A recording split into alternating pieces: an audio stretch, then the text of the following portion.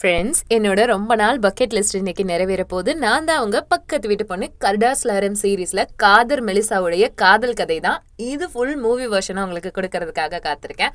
உங்களுக்கு நல்லா தெரியும், கர்டாஸ்லாரம்ன்றது அண்ணன் தங்கச்சி கதை. அந்த கதையில பாத்தீங்கன்னா இப்ப நம்ம கதையோட ஹீரோ காதர் தான். காதரோட சித்தப்பா தம்பி எல்லாருமே வந்திருக்காங்க. என்னன்னு பாத்தீங்கன்னா, அவர் இந்த ஸ்கூல்ல வேலை பார்த்துட்டு இருக்காரு சித்தப்பா. பட் காதரும் தம்பியும் வந்து அந்த இடத்துக்கு பெயிண்ட் அடிக்க வந்திருக்காங்க. இவங்க ஒரு ஏழை ஸ்கூல்ல படிச்சிட்டு இருக்காங்க. உண்மையிலேயே ரொம்ப தங்கமான பையன். அதனாலவோ என்னவோ மெலிசாவுக்கு ஒரு கண்ணு. எப்படி அப்படின்னு கேட்டீங்கன்னா, மெலிசா வீட்டுல தான் காதரோட அம்மா வந்து மெய்டா இருக்காங்க. அதனால உமருக்கு மெலிசா மேல ஒரு கண்ணு.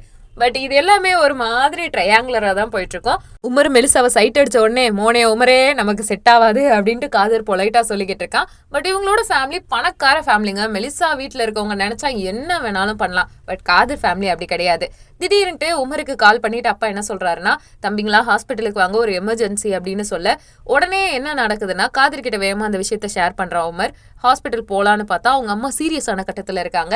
வீட்டு வேலை பார்த்துட்டு வரும்போது ஏதோ ஆக்சிடென்ட் நடந்த மாதிரி சொல்லிட்டு இருக்காங்க. குட்டி தங்கச்சி பாப்பா, பெரிய தங்கச்சி எல்லாருமே அழுதுட்டு இருக்காங்க. உமர்லாம் கண்ணீர் வெள்ளத்துல இருக்கான். காதர் ஒவ்வொருத்தரையும் தேத்திக்கிட்டே இருக்கான். எல்லாரும் சரியாயிரும் சரியாயிரும்னு சொல்லும்போது அம்மாவை அப்படியே கொண்டு போயிட்டுறாங்க ஸ்ட்ரக்சர்ல. அழுதுகிட்டே பார்த்துட்டு இருக்கான் கதிர். ஒன்னும் இல்ல அப்படின்ட்டு. அப்பாவுக்கு ஏதோ ஒரு சந்தேகம். இது ஏதோ சரியில்லடா, அது எப்படிடா அம்மா நல்லா இருந்தவங்க திடீர்னு இப்படி ஆகணும், ஏதோ எனக்கு சந்தேகமா இருக்கு. நான் கன்ஸ்ட்ரக்ஷன் சைட், அதாவது சொன்னா அவங்க அப்பா வந்து கட்டட வேலை பார்த்துட்டு இருக்காரு. ஸோ அந்த இடத்துக்கு நான் போய் பார்த்துட்டு வரேன், ஓனர் கிட்ட பேசிட்டு வரேன்ட்டு கிளம்பி போக, என்ன நினைச்சான்னு தெரியல காதர் அப்பாவை வந்து ஹக் பண்ணிக்கிறான். அவர் முகம் ரொம்ப பிரகாசமா அவங்க கண்ணுக்கு தெரியுது. பார்த்து போயிட்டு வாப்பான்னு சொல்லிட்டு ஏக்கமா பார்த்துக்கிட்டே இருக்கான் அப்பாவை. அப்பதான் தெரிய வருது, அப்பா சந்தேகப்பட்டு ஓனர் கிட்ட எதையோ கேட்க போயிருக்காங்க, என் ஒய்ஃப் எப்படி இறந்தாங்கன்னும் போது அதுக்கு காரணமே மெலிசாவோட அப்பா தான். பயங்கரமா புடிச்சு தள்ளி கன்ஸ்ட்ரக்ஷன் சைட்ல இருந்து அவர் கீழே விழுந்த மாதிரி அப்படியே பிளான் பண்ணி அவரை கொண்டுட்டாங்க. அம்மாவும் அப்பாவும் 2 பேரும் இறந்துட்டாங்க. இப்ப காதரோட குடும்பமே அனாதையாயிடுச்சு. அழுதுகிட்டே இருக்காங்க. வீட்டுல இருக்கவங்களை எப்படி தேத்துடுதுன்னு தெரியல. மொத்த ரெஸ்பான்சிபிலிட்டியும் இப்ப காதர் கையில தான் வந்துருச்சு. கண்ணு முன்னாடி ஹாப்பியா இருந்த ஃபேமிலி இப்ப காதருக்கு இல்லவே இல்ல. அவன் வேலைக்கு போயாகணும், தம்பி தங்கச்சி எல்லாரையும் படிக்க வைக்கணும், அவங்கள ஏதாவது பாத்துக்கணும்ன்றனால ஒவ்வொரு இடத்துலயும் அவன் தெரிஞ்சவங்க கிட்ட எல்லாம் வேலை கேட்டுட்டு இருக்கான். நல்லா படிச்ச ஆளுங்க, டேலண்டான ஆளு. இப்ப வந்து வீட்டோட பொறுப்பெல்லாம் ஏத்துக்கிறதுக்காக கஷ்டப்பட்டு ஒவ்வொருத்தருக்கிட்டையும் வேலை கேட்க, நீ எல்லாம் வந்து இந்த மாதிரி வீட்டுல இருந்து வந்தா திருடிடுவேன்னு சொல்லிட்டு அவனை அவமானப்படுத்துறாங்க. அவனும் சளைக்கவே இல்லைங்க. அவனால எங்கெங்கெல்லாம் போக முடியுதோ எல்லா இடத்துலயும், சார் எனக்கு ஏதாவது ஒரு வேலை கொடுங்களேன், என் குடும்பம் ரொம்ப கஷ்டமா இருக்குன்னு போது அவனோட ட்ரெஸ்ஸிங்கை பாக்குறாங்க, அருவருப்பா பிஹேவ் பண்றாங்க. உன்ன மாதிரி ஆளுக்கெல்லாம் இங்கே வேலை இல்லைன்னு சொல்லி விரட்டி விட்டுறாங்க. அந்த டைம்ல தான் வீட்டுக்கு போனோடனே சாப்பாடு எல்லாம் தீர்ந்து போயிருது. பண பிரச்சனை எல்லாம் வந்துட்டு இருக்கு. பெரிய வீடு இருக்கு இல்லையா, இப்ப எல்லாத்தையுமே காலி பண்ண வேண்டிய நிலைமை. ஏன்னா ஹவுஸ் ஓனர் சொல்லிட்டாரு, இனிமே உங்களால இந்த வீட்டுக்கு வாடகை கொடுக்க முடியாது, சோ தம்பி நீங்க வீட்டை விட்டு கிளம்பி போறதுதான் நல்லதுன்னு ஹவுஸ் ஓனர் சொல்ல, ப்ளீஸ்ங்கன்னு கெஞ்சி பாக்குறான். ஆனா அந்த ஆள் மதிக்கவே இல்லை. அப்புறம் என்ன பண்றதுன்னா, சித்தப்பாவோட மாட்டு கொட்டகையில தான் காதர் தங்குறாங்க. ஏன்னா சித்தி வீட்டுக்குள்ள சேர்க்கவே இல்லை. அவங்களுக்கு 2 பசங்க இருக்கனால நீங்க எல்லாம் மாட்டு கொட்டகையில இருங்கன்னு சொன்ன உடனே மாட்டு கொட்டகையை இவங்க அழகா மாத்துறாங்க. யோசிச்சு பாருங்க, ஒரு நாள் முன்னாடி வரைக்கும் இவங்க குடும்பமா சந்தோஷமா இருந்திருக்காங்க. அம்மா அப்பா இருக்க வரைக்கும் படிப்பு செலவு, சாப்பாடு செலவுன்னு எந்த பிரச்சனையும் இருந்ததில்ல. இப்ப எல்லாமே கஷ்டமா இருக்கு. பட் இப்பதான் மெலிசாவை காட்டுறாங்க. மெலிசா அப்படிப்பட்டவனா ஜாலியா ஃபேமிலியோட என்ஜாய் பண்ணுவா. அவளுக்கும் பணத்துக்கும் பஞ்சமே இல்லை. அப்படி இருக்கும்போது இவளுக்கு காதர் மேல ஒரு கிரஷ் அந்த மாதிரி தான் இருக்கு. வீட்டுல இருக்க குப்பையான பொருட்கள் எல்லாத்தையுமே நீட்டா அரேஞ்ச் பண்ணி அழகா ஆர்கனைஸ் பண்ணி உமரும் பெரிய தங்கச்சியும் வீட்டை அழகா மாத்திரானுங்க. அப்போ உமரோட போனுக்கு ஒரு மெசேஜ், வேற யாரும் கிடையாது, மெலிசா இருக்கா இல்லையா, அவ உமருக்கு வந்து ஃப்ரெண்ட் ரிக்வெஸ்ட் கொடுத்து அக்செப்ட் பண்ணிக்கிறாங்க. ஆக மொத்தம் அவ காதரை உஷார் பண்றதுக்கு உமர் கூட ஃப்ரெண்டாக ட்ரை பண்றா. காதர் இப்ப நிறைய இடங்கள்ல வேலை எல்லாம் பார்த்துட்டு இருக்கான் இல்லையா. அப்ப மெலிசா அவனை பார்க்க வரா.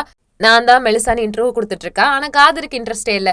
இந்த மாதிரி உங்க அம்மா எங்க வீட்டுல வேலை பார்த்தாங்க இல்லையா, அதுல உங்களை நிறைய வாட்டி பார்த்திருக்கேன், நீங்க எனக்கு ரொம்ப பிடிக்கும், நானும் உமரும்லாம் ஃப்ரெண்டு அப்படின்னு பேச ட்ரை பண்றா. நீ முதல்ல உன் வீட்டுக்கு போய் இப்படி தனியா நிக்காத, பொம்பளை பிள்ளை இப்படி தனியா வரலாமான்னு விரட்டி விட்டுறான். இவ பேசுறத அவன் மதிக்கவே இல்லை. அவனுக்கு 1000 வேலை இருக்கும் இல்லையா, அதனால அவன் போயிடுறான். மெலிசாவா அந்த இடத்த விட்டு நகண்டு போயிடுவா. அவ ரொம்பவுமே சிம்பிளான பொண்ணு. காதரை லவ் பண்றனாலவோ என்னவோ அவ இவங்க ஃபேமிலியோட ஈஸியா மிங்கிள் ஆக ட்ரை பண்ணுவா. பட் துருக்கு அப்படி கிடையாது. மெலிசாவோட அண்ணன் எப்பயுமே அந்த காதர் ஃபேமிலி இருக்காங்க இல்லையா, அவங்கள அருவருப்பா தான் பார்ப்பான். அவங்கள ஏதாவது புள்ளி பண்ணலாமா அப்படின்னு யோசிச்சுட்டு இருக்க, அவங்க ஏற்கனவே பண பிரச்சனையில இருப்பாங்க. வலுக்கட்டாயமா என்ன பண்ணுவானுங்கன்னா, உமரையும் அவங்களோட கசனையும் கூட்டிட்டு போயிட்டு பப்புக்குள்ள வந்துட்டு என்ஜாய் பண்ண விடுவானுங்க. இதெல்லாம் வந்து அவங்கள அவமானப்படுத்துறதுக்காக பண்ற விஷயங்கள் தான். உமருக்கு ஏற்கனவே மெலிசா மேல இன்ட்ரெஸ்ட் இல்லையா, அதனால மெலிசா என்ன பண்ணுவான்னா போயிட்டு பேசுவா. அவ காதரை பத்தின டீடைல்ஸ் எல்லாம் தெரிஞ்சுக்கணுன்றதுக்காக தான் மாத்தி மாத்தி பேசிக்கிட்டே இருப்பா. இவனுக்கு அது புரியாம, எங்க அண்ணா ரொம்ப நல்ல பையன், அவ ரொம்ப மெச்சூர்டானவன்னு பேசிக்கிட்டு இருக்க. அப்ப ஒரு விஷயம் நடக்கும். துருக்கோட கேர்ள் ஃப்ரெண்ட் இருக்கா இல்லையா, அவ மேல அந்த கசினுக்கு கண்ணு. சோ இதனால ஒரு ஃபைட்டே வந்துருது. அவமானப்படுத்தி அனுப்பிட்டனால கசனும் உமரும் சேர்ந்து என்ன பண்ணுவானுங்கன்னா அந்த பணக்காரங்களுடைய கார்ல கீரல போட்டு விட்டுருவானுங்க. ஆனா இது உமருக்கு பிடிக்காதுதான். யாரும் வரதுக்கு முன்னாடி இவங்க தப்பிச்சு போறதா நினைச்சு கார் எடுத்துட்டு போயிருவானுங்க. பட் இப்ப இருக்க பிரச்சனைக்கு இதெல்லாம் தேவையானதே ஒரு பெரிய பஞ்சாயத்து. அதுக்குள்ளாட்டி பயங்கரமா கண்ணாடியில இருந்து எல்லாத்தையும் உடைக்க. அது பர்க்கோட கார் போல. பர்க் டென்ஷன் ஆயிட்டு இருக்கா. ஆனா காதருக்கு இது எதுவுமே தெரியாது. தங்கச்சியையும் பெரிய தங்கச்சியையும் பார்த்துட்டு ஒன்னும் இல்லடா எல்லாம் சரியாயிரும், அண்ணன் நான் இருக்கேன், நீ காலையில இருந்து வேலை பார்த்துட்டு இருக்க, நிம்மதியா தூங்கு, உமர் எங்க அப்படின்னு கேட்கும்போது உமரும் கசனும் வந்துறானுங்க. அவங்கள ஃபாலோ பண்ணிட்டே அப்படியே பர்க்கும் துருக்கும் வந்துறானுங்க. வந்து அடிக்க வர உடனே காதர் போயிட்டு நடுவுல நினைக்கிறா. மெலிசா தடுக்க ட்ரை பண்றா. டே இது என் வருங்கால வீடுடா அப்படின்னும் போது ஆனா எங்க யார் பேச்சையும் கேட்கல. ஒரு பக்கம் பாத்தீங்கன்னா காதருக்கு நடுவுல மெலிசா நின்னுட்டு கத்திக்கிட்டே இருக்கா. ஆனா நியாயப்படி பார்த்தா வேணும்ட்டே காரை ஓட்ட போட்டது இவங்க. அதனால கோவப்பட்டு அந்த பணக்காரங்க கத்ததான் செய்வாங்க. அதனால குட்டி தங்கச்சி வெளியில வரும்போது காதர் அவளை உள்ள போக சொல்லிட்டு நான் எப்படியாவது பணத்தை திருப்பி தந்துறேன் அப்படின்னு மட்டும் சொல்லுவாங்க. இந்த ஃபைட்டை வந்து ப்ராப்பரா வந்து நிறுத்துறதுக்கு ஏதாவது ட்ரை பண்ணிட்டு இருக்காங்க. சித்தி எல்லாருமே வந்துருவாங்க. வந்து காதரை தான் திட்டுவாங்க, உங்களால தாண்டா எங்களுக்கு பிரச்சனை அப்படின்ட்டு. அந்த ப்ராப்ளத்துக்கு சுமூகமா ஒரு எண்டு கார்டு போட்டதுக்கு அப்புறமா நெக்ஸ்ட் டே எல்லாருமே ஸ்கூல் கிளம்பிட்டு இருக்கானுங்க. அதாவது இவங்க எல்லாருமே கேங், அந்த பணக்கார கேங்கே வந்துட்டு ஒரே ரூம் எடுத்து தங்கி இருக்க மாதிரி மோஸ்ட்லி ஒரு மீட்டிங் பிளேஸ் இருக்கும். அங்கதான் ஒன்னா கிளம்பிட்டு இருக்காங்க. இன்னைக்கு இருக்குடி கச்சேரி அப்படின்ட்டு அந்த வெள்ளையா இருப்பா இல்லையா மெலிசாவோட வருங்கால அண்ணி, அந்த பொண்ணு சொல்லிக்கிட்டு இருக்கா. அதுக்கு மெலிசா அப்பெல்லாம் ஒன்னும் இல்ல, யாரையும் எதுவும் பண்ண வேணான்னு பண்பா பேசிட்டு கேன்டீன்ல போய் உட்காராங்க. கேன்டீன்ல வந்து சித்தப்பா வேலை வாங்கி கொடுத்துருப்பாரு. ஏன்னா வந்து ஃபேமிலியை ரன் பண்றதுக்கு உதவியா இருக்கும் அப்படின்னு சொல்லிட்டு அவனை பார்த்த உடனே பணக்கார கேங்க்கு கடுப்பாயிருது. ஏன்னா வந்து வேணும்ட்டே காதரை இன்சல்ட் பண்ணணுன்றதுக்காகவே எல்லாம் பண்ண. தம்பி தங்கச்சியை பார்த்தோன்னே அவங்களுக்கு ஸ்நாக்ஸ் காஃபி எல்லாம் எடுத்து கொடுக்க துருக்கும் ஆர்டர் பண்ணிக்கிட்டு இருக்கான். இந்த இடத்துல பர்க்குக்கு என்ன தோணுதுன்னா எப்படியாவது காதரை அவமானப்படுத்தணும்னு தோணுது. வேணும்ட்டே டிஷ்யூ பேப்பர் இருக்கு இல்லையா, அதை கீழே தள்ளி விடுறான். தள்ளி விடுறது மட்டும் இல்லாம இதை எல்லாருமே கவனிச்சாங்க. பட் அவன் பணக்காரன்ற ஒரே ரீசனால அதை பெருசா கண்டுக்கல. ஐயோ தெரியாம விழுந்துருச்சு, எடுத்து கொடுங்க ப்ரோ அப்படின்னு சொல்ல மெலிசா பாத்துட்டு இருக்கா. அவளுக்கு இது சுத்தமா பிடிக்கல. ஏன் இப்படி பண்றேன்னு கேட்க இது அவர் வேலைடா செல்லும், அவர் எடுத்து கொடுப்பாருடா அப்படின்ற மாதிரி ஓவரா பேசிக்கிட்டு இருக்கான். ஏன்னா பர்க்குக்கும் மெலிசா மேல காதலுங்க, ஒரு தலை காதல் தான். இது மெலிசாவுக்கு சுத்தமா பிடிக்கல. பட் இது எல்லாத்தையுமே பொறுமையா எடுக்கும்போது வேணும்னே பர்க் என்ன பண்ணுவானா டிஷ்யூ பேப்பர் மேல காலை வச்சு மிதிச்சிட்டு இருப்பான். அவளுக்கு முகம் மாறிக்கிட்டு இருக்கு. எனக்கு என்னமோ பிடிக்கல அப்படின்ற மாதிரி அவ ஃபேஸ்ல ரியாக்ஷனை காட்டிக்கிட்டே இருக்கா. காதர் அவளை வெறுத்துடக்கூடாதுன்றதுக்காக மைண்ட்குள்ள ஏதோ ஓடிக்கிட்டே இருக்கு. இது துரு கவனிக்கிறேன். நீ ஏன் அவனுக்கு அவ்வளோ அக்கறை காட்டுறேன்னு சொல்லிக்கிட்டு இருக்கும் போதே அவங்க பேச்செல்லாம் கேட்காம அப்படியே காதர் ஃபேமிலி கிட்ட நாளைக்கு எங்க வீட்டுல பார்ட்டி, நீங்க எல்லாரும் வந்தா நான் சந்தோஷப்படுவேன்னு சொல்ல இது எல்லாத்தையுமே இந்த பணக்கார குரூப் கவனிச்சுக்கிட்டே இருக்காங்க. இது பர்க்குக்கும் பிடிக்கல, சுத்தி இருக்க யாருக்குமே பிடிக்கல. இன்னைக்கு வரட்டும் அவங்களுக்கு, அப்புறமா இருக்கு கச்சேரின்னு பேசிக்கிட்டு இருக்கானுங்க. உமருக்கு இந்த பணக்கார வாழ்க்கை எல்லாம் ரொம்ப பிடிக்கும். ஐபேக்கைக்கும் பிடிக்கும், அதே மாதிரி கசனுக்கும் பிடிக்கும். அதனால பணக்கார ஃபேமிலியோட ஃபங்க்ஷனுக்கு நம்ம போகணுன்றதுக்காண்டி கிளம்பி போயிட்டு இருக்கானுங்க. சித்தி கிட்ட பெர்மிஷன் கேட்டிருக்காங்க. இந்த மாதிரி நாங்க எல்லாரும் சேர்ந்து தான் போக போறோம், மெலிசா எங்க எல்லாரையும் இன்வைட் பண்ணான்னு சொன்ன உடனே காதர் நீங்க போயிட்டு வாங்க அப்படின்னு சொல்லுவான். சொன்ன உடனே சரி நம்ம எப்படி ட்ரெஸ் பண்றது, என்ன மாதிரி கிளம்பி போறது அப்படின்ற டிஸ்கஷன்லாம் போட்டுட்டு இருக்கானுங்க. அப்ப காதரை காட்டுறாங்க. அவனும் அந்த ஃபங்க்ஷனுக்கு பார்டெண்டர் மாதிரி போயிருப்பான். பேரராலாம் போறதுக்காக ரெடியா இருப்பான். என்ன நடக்கும்னா இந்த ஸ்கூல்ல இருக்க இன்னொரு பொண்ணு அவனுக்கு ட்ரை பண்ணுது. இதெல்லாம் மெலிசா கவனிக்கிறா. அவளுக்கு சுத்தமா பிடிக்கவே இல்லை. ஆனா காதர் இந்த பொண்ணையும் காரி மொழியிற மாதிரி தான் கவனிக்கிறான். அந்த பொண்ணு கேட்கிற வேலைகள்லாம் பார்த்துட்டு இருக்கா. மெலிசாவுக்கும் போயிட்டு அவ கேட்கிற ட்ரிங்க் எல்லாம் எடுத்து கொடுத்துக்கிட்டே இருக்கான். அந்த பொண்ணு வலியுறதை அவன் நல்லா கவனிச்சிட்டான். அதுக்கப்புறம் என்ன நடக்கும்னா பர்க்கு அதே மாதிரி துருக்கும் சேர்ந்துட்டு நீங்க காசு கொடுக்கணும், ஏன்னா அவங்க வண்டியை உடச்சு விட்ருக்காங்க இல்லையா, அது காசு கொடுக்கணும்னா நான் சொல்ற வேலையெல்லாம் செய்யணும் அப்படின்னு இருக்கானுங்க. எப்படின்னா அவங்க ஷூவை துடைக்கிறது, காலில் விழுகணும்னு சொல்லுவானுங்க, அதே மாதிரி சிங்கை நக்கணும், இந்த மாதிரி நிறைய வேலைகள் சொல்லுவாங்க. இந்த மாதிரி டார்ச்சர் பண்ணிக்கிட்டே இருப்பானுங்க. சரி என்ன பண்றது, நாம தான் வண்டியை உடச்சோம் அப்படின்னா நம்ம இதெல்லாம் ஃபேஸ் பண்ணணும்னு போது ஒரு ஸ்டேஜுக்கு அப்புறமா உமருக்கு கோவம் வந்துடும். பட் அது எல்லாத்தையும் வீடியோ வேற எடுத்து வச்சிருக்கானுங்க. ஃப்ரெண்ட்ஸ் குரூப்ல ஷேர் பண்ணிட்டு ஜாலியா ஃபன் பண்ணிக்கிட்டே இருக்கானுங்க. சரி ஓகே பாத்துக்கலாம்டா மச்சான் அப்படின்ற மாதிரி அவங்க பண்ற ஃபன்னெல்லாம் போயிட்டு இருக்கும் போதே பார்ட்டியும் வந்துருது. பணக்கார குரூப் எல்லாருமே செல்ஃபி எடுத்துட்டு இருக்காங்க. நம்மளோட தலைவன் அவன் வேலையை அவன் பார்த்துக்கிட்டே இருக்கான். அதே மாதிரி மெலிசா காதரை நோட்டை விட்டுக்கிட்டே இருக்கா. எப்பவுமே வந்து எல்லா இடத்துலயுமே ரொம்ப ரெஸ்பான்சிபிளா இருப்பாரு காதரு. சரி இந்த இடத்துல நம்ம அவர்கிட்ட பேசணுன்றதுக்காகவே என்ன பண்றேன்னா எனக்கு பிளேனான தண்ணி குடிக்கிறது கொடுங்கன்னு சொல்ல வர. அதாவது எல்லாரும் ட்ரிங்க் பண்ணாலும் நான் குடிக்க மாட்டேன், தண்ணி மட்டும் குடிப்பேன் அப்படின்றத இன்டெரக்டா அவன் வந்து ரெஜிஸ்டர் பண்ண விரும்புறா. இதை பார்த்துட்டு இருங்க மேடம் நான் உங்களுக்காக எடுத்துட்டு வந்து தரேன்ட்டு காதர் பொலைட்டா பேசிக்கிட்டு இருக்கான். இவங்க ரெண்டு பேரும் கொஞ்ச நேரம் அப்படியே கான்வர்சேஷனை பில்டப் பண்றாங்க. அவங்க அம்மாவை நான் ரொம்ப மிஸ் பண்றேன் அப்படின்லாம் சொல்ல பேசிக்கிட்டே இருக்கும்போது வேணும்ட்டு அந்த கான்வர்சேஷனை கட் பண்றதுக்காகவே பர்க் என்ன பண்ணுவான்னா வேற இங்க வான்னு கூப்பிட அதுங்களாட்டி நம்ம காதர் ஃபேமிலியில இருக்க எல்லாரும் வந்துடுறானுங்க. அவங்கள பார்த்த உடனே காதருக்கு முகத்துல ஒரே பல்பா எரிய ஆரம்பிச்சிருது. எல்லாரும் வந்து என்ஜாய் பண்ணிட்டு இருக்காங்க. இதுல குறிப்பா உமர் மேல பர்க்குக்கு எப்பயுமே ஒரு காண்டு இருக்கு. ஏன்னா உமர் கூட மெலிசா நல்லா பேசுறா, பர்க் கூட பேசுறதை விட உமர் கிட்ட நல்லா பேசுறான்னு. பட் சூச்சுமா என்னன்னா உமரை இன்டர்மீடியேட்டா மெலிசா யூஸ் பண்ணிக்கிறான்றதான் உண்மை. இன்னொன்னு என்னன்னா அவ வருங்கால நீ நடந்துக்க ட்ரை பண்றான்னு வச்சுக்கலாம். பர்க்காவை ஒரு ஃப்ரெண்டா பாக்குறா, அதனால அந்த பணக்கார பையனை கண்டுக்கிறது இல்ல. பட் இந்த கான்வர்சேஷன்லாம் இங்க சூப்பரா தான் போயிட்டு இருக்கும். உங்களை மாதிரி லோக்கல் ஆளுகள்லாம் இந்த இடத்துக்கு வரதே பெரிய விஷயம்னு சொல்லிட்டு காதர் கிட்ட மெலிசாவோட அப்பா பேசிக்கிட்டு இருக்காரு. செலிப்ரேஷன் சூப்பரா போயிட்டு இருக்கு, எல்லாரும் என்ஜாய் பண்ணிட்டு இருக்காங்க. சொல்ல போனோம்னா பார்ட்டி நல்லா ஹாப்பியா போயிட்டு இருக்கும் போது மெலிசா என்ன பண்றான்னா காதர்கிட்டயும் உமர்கிட்டயும் அட்டென்ஷன் கொடுக்குறா. இதெல்லாம் எதுக்காகன்னா காதரை உஷார் பண்றதுக்கு தான். ஆனா அந்த பணக்கார குரூப்போட மிங்கிளாகவே முடியல அவங்களால. அந்த பொண்ணுங்க கிட்ட போய் பேசலாம்னு யோசிக்கும் போது யாருமே அவங்கள மதிச்சு பேசவே இல்லை. அந்த மாதிரி தான் போயிட்டு இருக்கு. திடீர்னு பாத்தீங்கன்னா தனியா பார்ட்டியில உமரும் மெலிசாவும் மட்டும் சிரிச்சிட்டு இருக்காங்க. பர்க் இதை நோட் பண்ணிக்கிட்டே இருக்கான். அவன் பழி வாங்கணும்ன்ற ஒரு மோட்டோக்குள்ள வந்துறான். ஆனா மெலிசாவும் சும்மா இருக்க மாட்டேங்கிறா. காதர் கிட்ட வாலண்டியரா பேசுறா. காதரோட அம்மாவை பத்தி எல்லாம் பேச ஆரம்பிக்கிறா. இங்க பாருங்க, உங்க அம்மா எனக்கு ரொம்ப பிடிக்கும், என்ன அவ்வளோ அழகா பாத்துக்குவாங்க, எங்க அம்மா விட அவங்க தான் என்ன நல்லா பாத்துக்கிட்டாங்கன்னா சொல்ல காதர் கண்ணு ஒரு மாதிரி ஆகுது, மிஸ் பண்ணாத, கவலைப்படாத அப்படின்ற மாதிரியும் சொல்றான். உன்னை பத்தி எங்க அம்மா சொல்லியிருக்காங்கன்னு பேச இதையும் பர்க் கவனிக்கிறாங்க. ஆக மொத்தம் என்னன்னா அவன் எல்லார்கிட்டையும் பேசுறா, என்கிட்ட மட்டும் பேசலான்ற மாதிரி ஒரு தாட் பர்க்குக்கு வந்துருது. ஸோ துரு கிட்ட போட்டு கொடுக்குறான். இன்னும் அவங்க அந்த கார் வண்டிக்கு காசெல்லாம் தரல மச்சான், ஸோ அவங்கள தனியா கூப்பிட்டு கேட்டு அவங்கள அவமானப்படுத்தலான்னு சொல்ல துருக்குக்கு மண்டைக்கு எரிக்குது. ஸோ இவங்க எல்லாம் ஜாலியா எங்க வீட்டு ஃபங்க்ஷன்ல இவ்வளவு ஹாப்பியா இருக்கிறதா அந்த லோக்கலுங்கள்லான்ட்டு துருக்கு என்ன பண்ணுவான்னா அவங்கள தனியா கூப்பிட்டு தயாராக. அப்போ பார்க்க கூடாத ஒரு விஷயத்தை ஐபேக்கே பார்த்துட்டு வர சோகமா அவ தனியா உட்காந்துருப்பா. இங்க உமரும் துருக்கும் பாத்தீங்கன்னா பேசிக்கிட்டு இருக்கானுங்க, வெளியில வாங்களே நம்ம அந்த பணத்தை பத்தி பேசுவோம் அப்படின்ட்டு. ஆனா இவங்க பணத்தை ரெடி பண்ணிட்டாங்க, அவங்க வண்டியை வித்து ரெடி பண்ணிட்டாங்க. இப்படி பசங்க எல்லாரும் ஒன்னா போகும்போது ஏதாவது பிரச்சனை வந்துடக்கூடாதுன்னு காதரோ அதை எட்டி பார்த்துட்டு இருக்கான். காசு கையில வந்த உடனே இவங்க கிட்ட கொடுக்க எங்கடா திருநீங்க அப்படின்னு பர்க் கேட்பான். அதெல்லாம் உங்களுக்கு தேவையில்லாத விஷயம், நீ காசு கேட்ட நான் உங்ககிட்ட கொடுத்துனேன் அவ்வளவுதான் அப்படின்ட்டு பேசிட்டு துருக்கு இங்கிட்ட வர இதெல்லாத்தையும் காதர் பார்த்துட்டு இருக்கான்.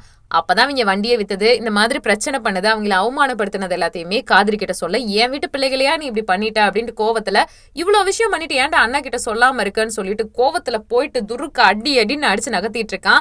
என்னடா அப்படின்ற மாதிரி தான் இருக்கு. சண்டை பெருசாகுது. ஏன் தம்பியை நீ சாக்கடையை நக்க விட்டுருக்க, எவ்வளவு திமிர்றா அப்படின்ட்டு பயங்கரமா பஞ்சாயத்து போக இதுங்கெல்லாம் லோக்கல், இதுங்கெல்லாம் இப்படிதான் நடக்கும்னு மாத்தி மாத்தி கத்திக்கிட்டு இருக்கானுங்க.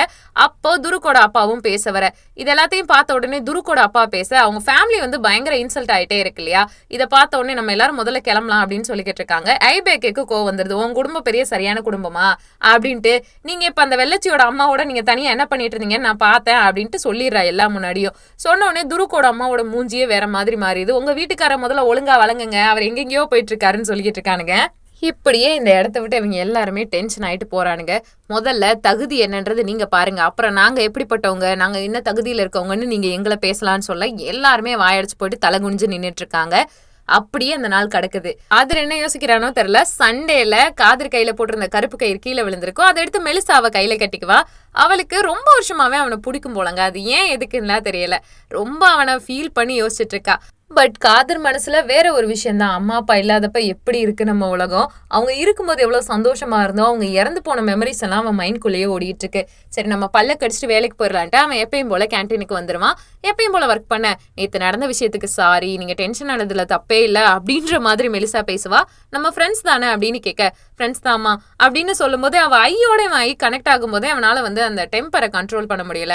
அப்போ பாத்தீங்கன்னா கரெக்டா காதரோட ஃப்ரெண்டு ஒருத்தன் வரான். வந்துட்டு மெலிசா கிட்டையும் பேசிக்கிட்டு இருக்கான். மெலிசாக்கு ஒரு ஹாய் சொல்லிட்டு, மச்சான் இங்க பெரிய பிரச்சனை போயிட்டு இருக்குடா, மறுபடியும் பெரிய பஞ்சாயத்து போலீஸ் ஸ்டேஷன் வரைக்கும் போயிருக்குன்னு சொல்ல இது எல்லாத்தையும் பார்த்துட்டு மெலிசா என்ன ஆச்சு அப்படின்னு கேட்டுட்டு இருக்கா.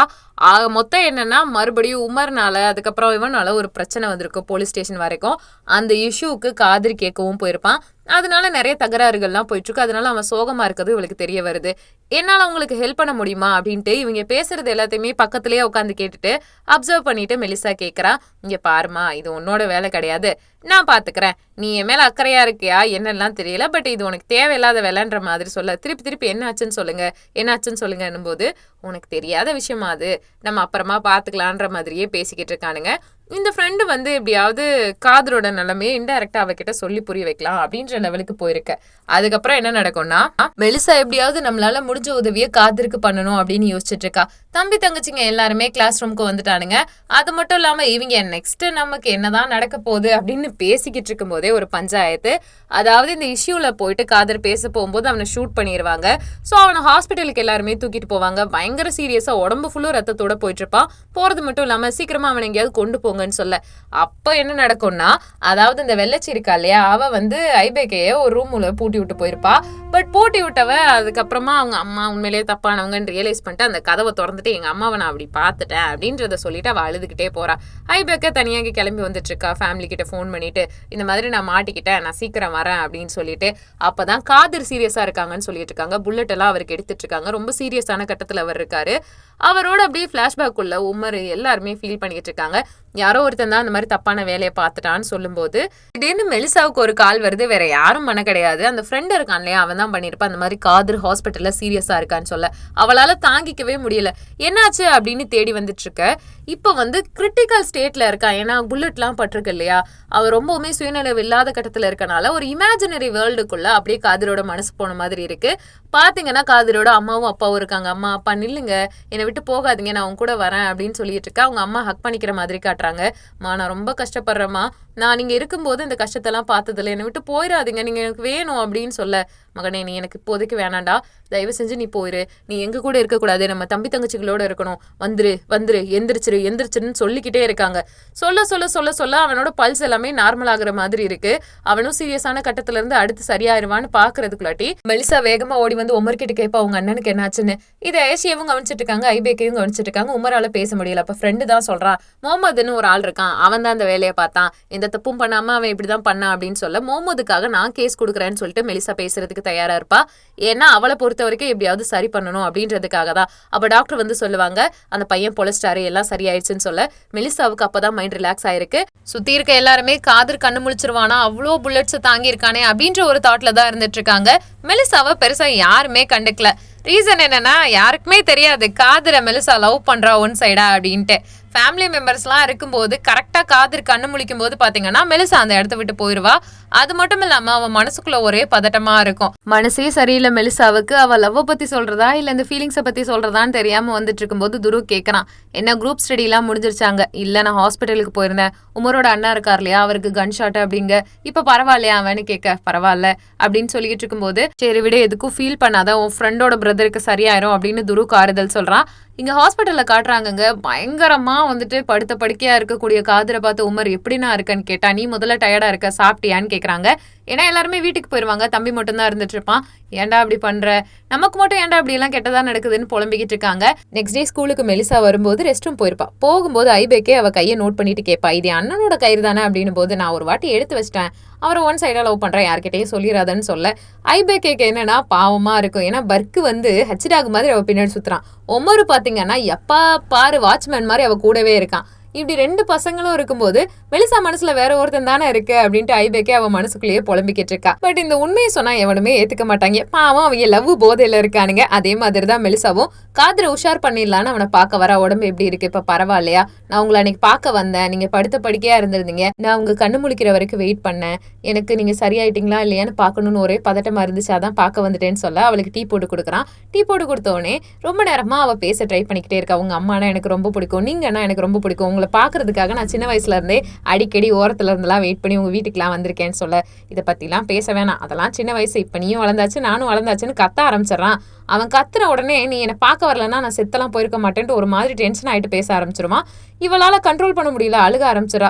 உடனே இவனுக்கும் தோணுது, தேவையில்லாம இந்த பச்சை மைதம்மாவை அழுக வச்சிட்டோமே, இது கியூட்டா வேற அழுகுதேன்னு சொல்லிட்டு கண்ணை அவ தொடச்சிட்டு இருக்கும் போது இவனும் என்ன பண்றான்னா கர்ச்சீஃபை பிடுங்கி பக்கத்துல போய் துடைக்கிறான். அது பாக்குறதுக்கு செம்ம ரொமான்டிக்கா இருக்குங்க.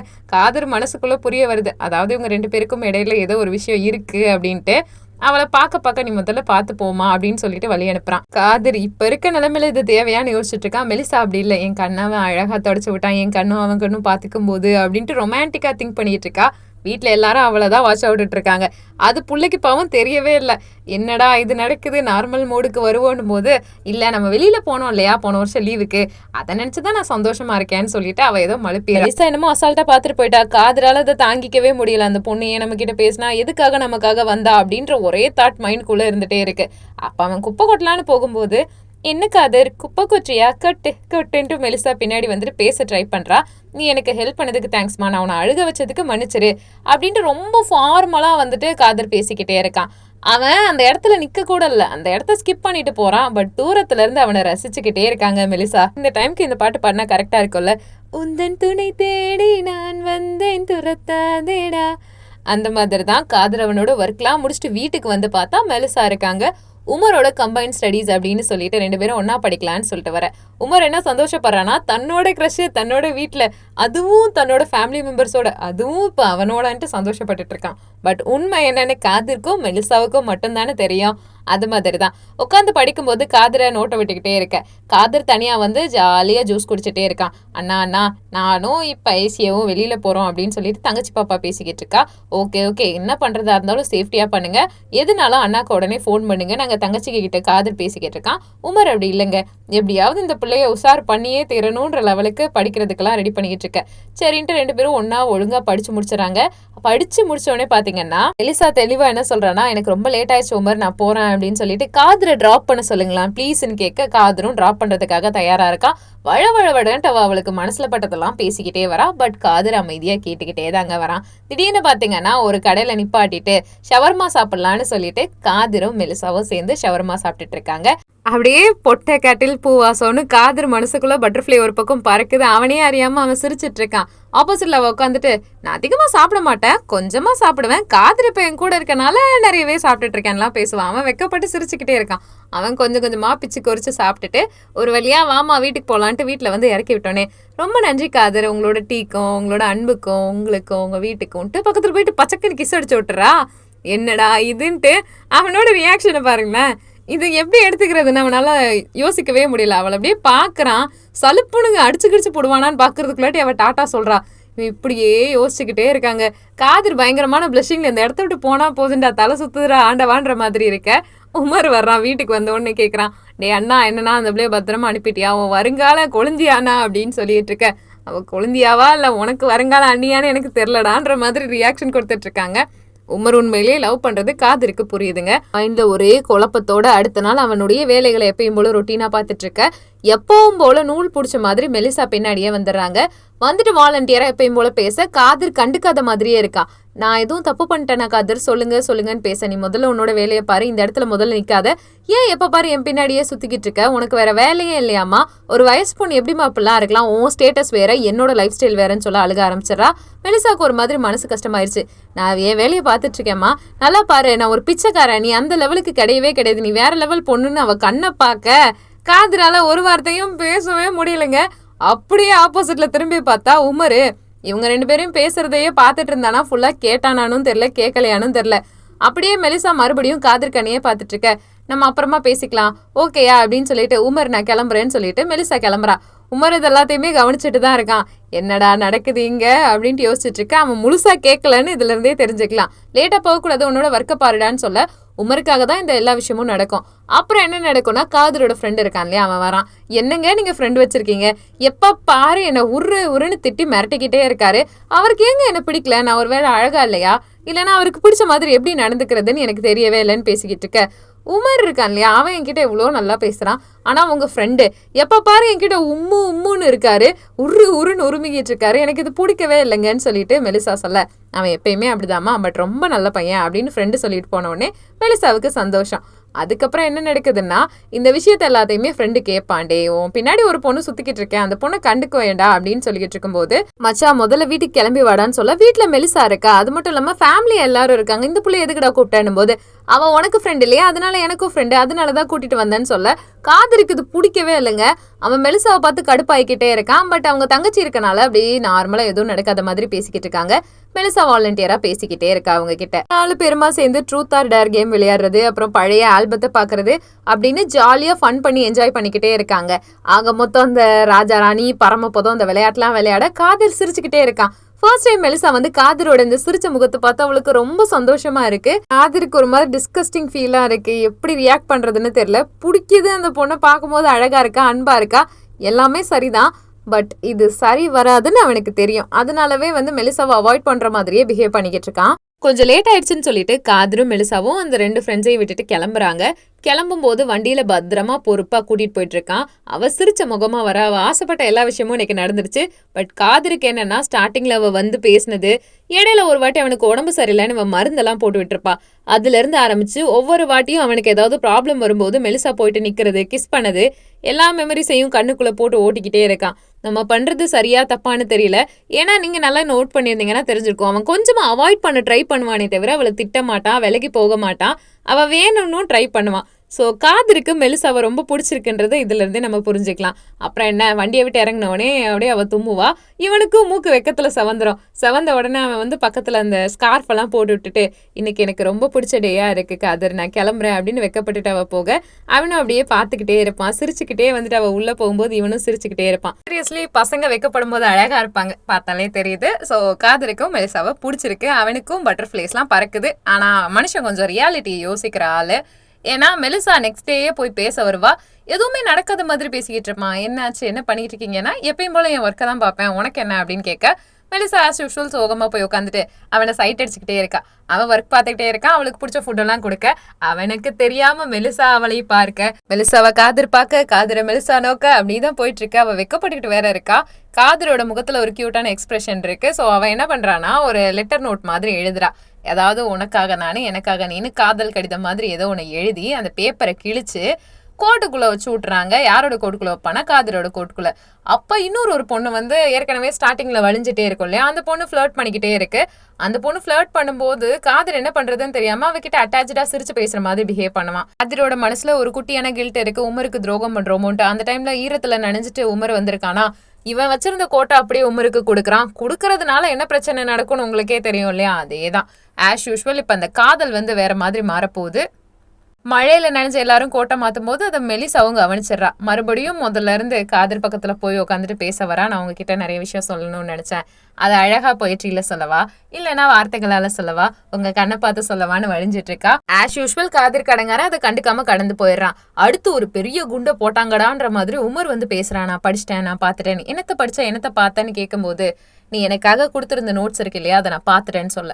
இல்ல இது உன்னோட அண்ணனோட கோட்டு, சொல்ல போனா இது நான் உனக்காக எழுதவே கிடையாது, உன் அண்ணனுக்காக தான் எழுதுனேன், நீ தப்பா புரிஞ்சுக்கிட்டேன்ட்டு ஓப்பனா மெலிசா சொல்லிடுறா. அவன் மேல எந்த தப்புமே கிடையாதுங்க. ஆளாளுக்கு எல்லாருமே அவளைத்தான் லவ் பண்ணானுங்க. பட் அவளுக்கு பிடிக்கிறதும் பிடிக்காததும் அவளோட தனிப்பட்ட விருப்பம் தானே. இதை சொன்ன உடனே சாரி, மன்னிச்சிரு, நான் வேணும்ட்டு பண்ணல அப்படின்னு சொல்றா. மெலிசா சொன்னதை காதுல கூட வாங்காம வேகமா விருட்டு உமர் கிளம்பிட்டு கேஃபிடேரியல் பிளேஸ்க்கு போயிட்டு கத்துறான். என்னடா நீ பண்ணி வச்சிருக்க, என்னடா எனக்கு துரோகம் பண்றியான்ட்டு. என்னாச்சுடா, அதான் தனியா பேசலான்னு சொல்லிட்டு காதர் கூட்டு போனா, இங்க பாரு, இது என்னடா லெட்டரு, இது எனக்கானது இல்ல உனக்கானது அப்படின்னு சொல்லிக்கிட்டு இருக்காங்க. இந்த ஜாக்கெட் பாக்கெட்டுக்குள்ள இது இருந்துச்சு, இது மெலிசா உனக்காக எழுதுனா, அப்படின்னா நீ எனக்கு துரோகம் பண்ணிட்ட, எவ்வளவு தைரியம் இருந்தா நான் லவ் பண்ண பொண்ண என்கிட்டயே வந்து பறிப்ப அப்படின்னு சொல்ல. பாரா, நீங்க 2 பேரும் டேட் பண்ணிக்கிட்டு இருக்கீங்களா, என்னங்கடா பண்ணிக்கிட்டு இருக்கீங்கன்னு போது, இது எனக்கு தெரியவே தெரியாது, நான் அதெல்லாம் பார்க்கவே இல்லைன்னும் போது இந்த போட்டோவும் தெரிய வருது. ஏன்னா ஃப்ரெண்டோட வீட்டுல போயிட்டு போட்டோலாம் எடுத்திருப்பாங்க இல்லையா காதரும் மெலிசாவும், அந்த போட்டோவையும் உமர் பார்த்துட்டு இருக்கான். பார்த்த உடனே வீட்டுக்குள்ள வந்துட்டு மறுபடியும் முதல்ல இருந்து கத்துறான். ஏண்டா நீங்க போயிருக்கீங்க, டைம் ஸ்பெண்ட் பண்ணிருப்பீங்க, போட்டோலாம் எடுத்திருக்கீங்க, இவ்வளோ விஷயம் பண்ணிட்டு எதுவுமே நடக்காத மாதிரி என்கிட்ட பிஹேவ் பண்ணா எல்லாமே சரியா போயிருமாடா அப்படின்னு கத்த. காதரும் விளக்கமா சொல்ல வரான், நான் இந்த தப்பும் பண்ணலன்னு. ஆனா உமர் புரிஞ்சுக்காம மூஞ்சிக்கு மேல எகிரி கத்திக்கிட்டே இருக்கான். ஒரு ஸ்டேஜுக்கு அப்புறமா காதருக்கு கோவம் வந்து, இந்த மாதிரி என்கிட்ட பேசாத, நான் உன்னோட அண்ணன், நான் அந்த மாதிரி அந்த பொண்ணை லவ் பண்றேன்னு எதுவுமே சொல்ல கிடையாது, நீ தான் தப்பா புரிஞ்சுக்கிறேன்னு சொல்ல. இந்த சண்டை நைட்டு ஃபுல்லும் அண்ணன் தம்பிக்கு இடையிலே இவ்வளவு பெரிய அணுகுண்டாச்சே, அப்புறம் என்ன பண்றது. மெலிசா மனசுல என்ன இருக்குன்றத காதர் தெரிஞ்சுக்க நினைப்பான். அவ விஷ் பண்ணிட்டு, உங்களோட கையில இருந்த கயிறு இது, நான் திருப்பி தந்துடுறேன், நான் தான் தெரியாம எடுத்துட்டேன் போது, ஆமா இது வந்து காணாம போச்சு, அதாங்க சொல்ல வரேன், நான் தெரியாம எடுத்துட்டேன், இனிமே நான் எதுவும் பேச மாட்டேன், தெரியாம எதுவும் பண்ண மாட்டேன்னு சொல்ல. மூஞ்சி சின்னதா போயிருது காதருக்கு. ஏற்கனவே தம்பி ஹர்ட் பண்ணது பார்த்தாதுன்னு இப்ப இவ வேற வந்து ஹர்ட் பண்ணிக்கிட்டு இருக்கா. எல்லா தப்பும் ஏன் மேலதாங்க. நானா வாலண்டியரா வழிஞ்சு உங்ககிட்ட பேசியிருக்க கூடாது, இனிமே எப்பயும் பேச மாட்டேன், குட் பாயின்ட்டு போயிடுறா. அதுக்கு ஒரு ரீசன் இருக்கு, வேற என்ன காரணமும் கிடையாதுங்க. இந்த இப்ப நடந்து போறாள் ஒரு ஜிக்னாஸ்ரீ, அவன் என்ன பண்ணிருப்பான்னா வந்து எப்ப பாரு காதர் பின்னாடியே சுத்தி இருப்பா. உமர் விஷயத்தினால காதர் என்ன பண்ணிருப்பானா, மெலிசாவுக்கு புரிய வைக்கணும், தான் தம்பிக்கு அவ கேர்ள் ஃப்ரெண்டா இருக்கட்டும்னு சொல்லிட்டு இந்த பொண்ணு கூட க்ளோஸா இருக்க மாதிரியே மூவ் பண்ணி எப்ப பாரு வந்து வெறுப்பேத்திக்கிட்டே இருப்பான். அதனால மெலிசா விலகியே போயிருப்பா. அதுக்கப்புறம் மெலிசா என்ன பண்றான்னா காதர் கூட பேசாம உமர் கூட பேச ஆரம்பிக்கிறான், நம்ம ஃப்ரெண்ட் ஆகலாமன்ட்டு. அதே மாதிரி தான் பர்க் இருக்கான் இல்லையா, அவனும் வந்து வாலண்டியரா வேணும்ட்டே வந்துட்டு எப்பயும் போல வேணும்ட்டே பர்க் என்ன பண்றான்னா மெலிசா வீட்டுக்கு போறான். போயிட்டு அவ கூட க்ளோஸா ஒரு செல்ஃபி எடுக்கிறான். செல்ஃபி எடுத்தது மட்டும் இல்லாம அந்த செல்ஃபியை வந்துட்டு காதரோட தங்கச்சி இருக்கா இல்லையா அவளுக்கு அனுப்புறான். அனுப்புறது மட்டும் இல்லாம பாத்தியா அவங்க கூட போட்ட போட்டியில நான் ஜெயிச்சிட்டேன் பாத்தியா அப்படின்னு அனுப்ப. அந்த பொண்ணு சும்மா இல்லாம டே அண்ணா நீ பண்றது தப்புடா, ஒரு சூப்பர் ஃபிகரை இந்த சப்ப பையன்கிட்ட விட்டு கொடுக்குற, அப்புறம் போயிடுச்சு வேணா இல்லன்ட்டு வருத்தப்பட போற, தயவு செஞ்சு அவளோட நீ சேர்ந்துடுறா அப்படின்னு சொல்ல. ஏன்னா அவன் தங்கச்சி ஐபேக்கு தான் பர்க் மேல கண்ணாச்சே, அதனாலதான். வேற மத்தபடி அண்ணா மேல அக்கறைலாம் கிடையாதுங்க அவளுக்கு. காதர் எப்படி ரியாக்ட் பண்றதுன்னு தெரியாம இருக்கா. அவனுக்கு லவ் இருந்தாலும் எக்ஸ்பிரஸ் பண்ணல இல்லையா, அது மாதிரி அமைதியா இருக்கா. இதுதான் சக்குன்ட்டு பர்க் என்ன பண்றானா இப்ப வாலண்டியரா போயிட்டு மெலிசாவுக்கு அவளுக்கு பிடிச்ச செயினை கிஃப்ட் பண்ணிட்டு எப்படியாவது உஷார் பண்ணிடலான்னு பார்க்கும்போது மெலிசா சொல்லிடுறான், எனக்கு இந்த செயின் வேணாம், எனக்கு அந்த செயின் அப்போ பிடிச்சிருந்துச்சு, இப்ப அதுல எல்லாம் இன்ட்ரெஸ்ட் இல்ல, புரிஞ்சுக்கோ, நம்ம 2 பேரும் நல்ல ஃப்ரெண்ட்ஸ் அப்படின்ட்டு போக பெர்க்கு மூஞ்சில ஈயாடல. இது எல்லாத்தையுமே காதரோட கசின் தங்கச்சி பாத்துறா. பாக்குறது மட்டும் இல்லைங்க, ஏற்கனவே ஒரு வாட்டி பர்க் கூப்பிட்டு அவமானப்படுத்திருப்பான் கூட்டத்துல எல்லாரும் முன்னாடியும் அவன் ஸ்லிப்பரை வச்சு. அதனால எப்படியோ ஒரு வழியா மெலிசா தான் உன்னை ரிஜெக்ட் பண்ணிட்டாளேன்னு சொல்லிட்டு வெறுப்பேத்த. இது எல்லாத்தையும் மெலிசா கவனிச்சுட்டு தான் இருக்கா. பர்க் அவமானப்படுத்துறதை எல்லாரும் பார்த்து சிரிச்சிட்டு இருக்காங்க. மெலிசாவுக்கு பர்க் ப்ரப்போஸ் பண்ணதை எல்லாரும் முன்னாடி அவ சொல்லிடுவா. சொன்னனால பெரிய பஞ்சாயத்தாயிரும்.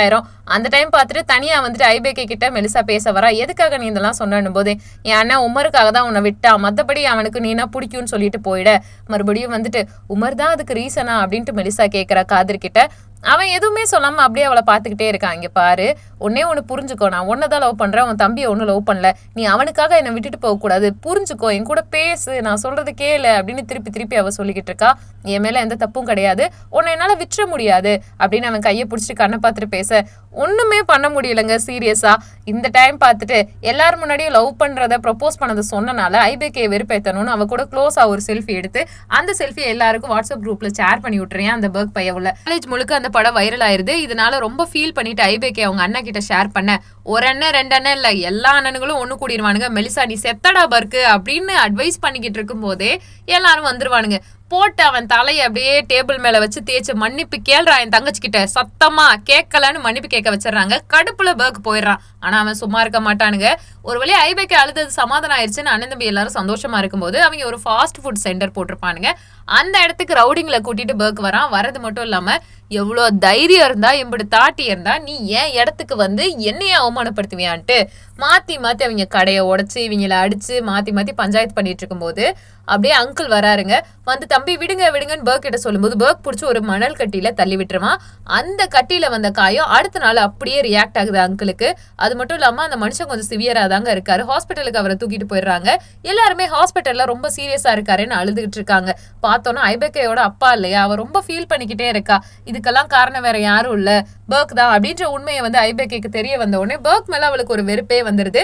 ஆனா இது தெரியாத பர்க் என்ன பண்ணிட்டு இருக்கானா அப்படியே வெளியில வந்து உள்நோக்கி பாத்துக்கிட்டே இருக்கான். அப்பதான் இந்த விஷயத்த எல்லாத்தையும் மெலிசா கால் பண்ணி கேட்பா என்ன ஆச்சுன்னு போது காதர் எல்லாம் உண்மையே சொல்றான். பர்க் தள்ளி விட்டுட்டான், அதனால வந்து இப்ப அங்கிள் சீரியஸா இருக்காருன்னு சொல்ல.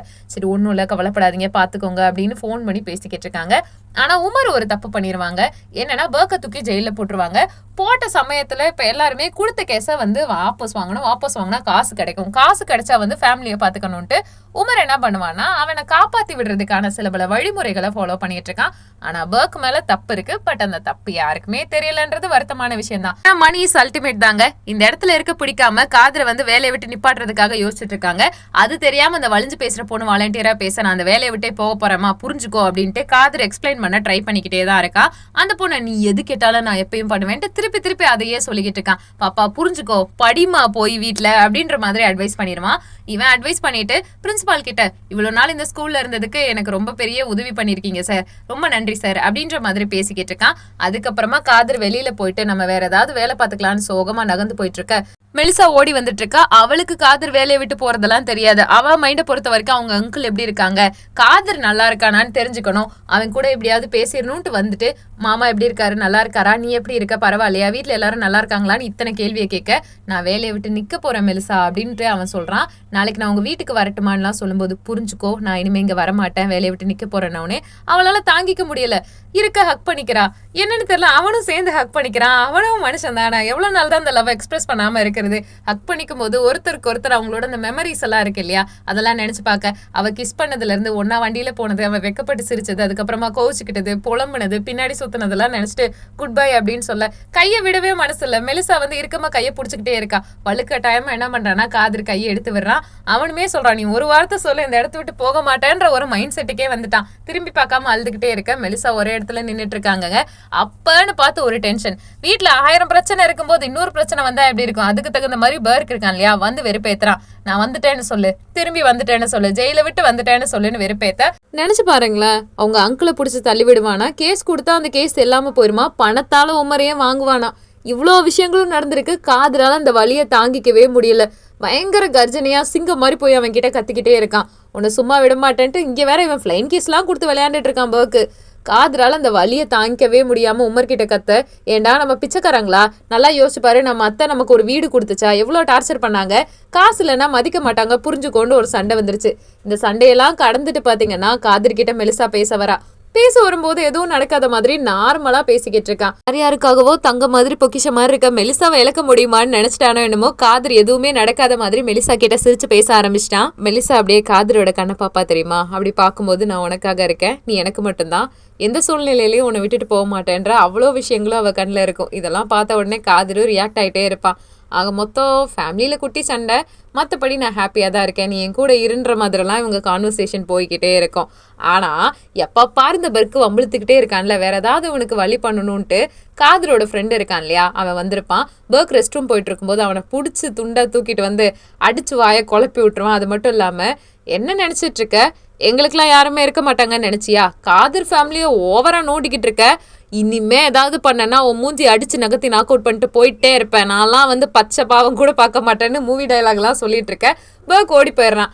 அப்புறமா போயிட்டு பார்த்தீங்கன்னா காதரோட கசன் இருக்கான் இல்லையா, என்ன சில்லற வாரி வாங்கின மாதிரி இருக்கே அப்படின்னு சொல்லி வம்பிழுத்துட்டு இருக்காங்க. பர்க்கு மிரட்டின அந்த அதிர்ச்சியிலேருந்து மீளாமே அப்படியே இருந்துட்டு இருக்கா. இருளடிச்ச மாதிரி துரு கேட்டுட்டு இருக்கான். டே பர்க்கு, உண்மையிலே என்னடா நடந்துச்சு, உன்னை எவனாவது தனியாக கூட்டு போய் முறவாசல் வச்சுட்டாங்களா, சொல்லு மச்சான், நட்புக்காக நான் என்ன வேணாலும் பண்ண தயாரா இருக்கேன், சொல்லுடான்னு கேட்க.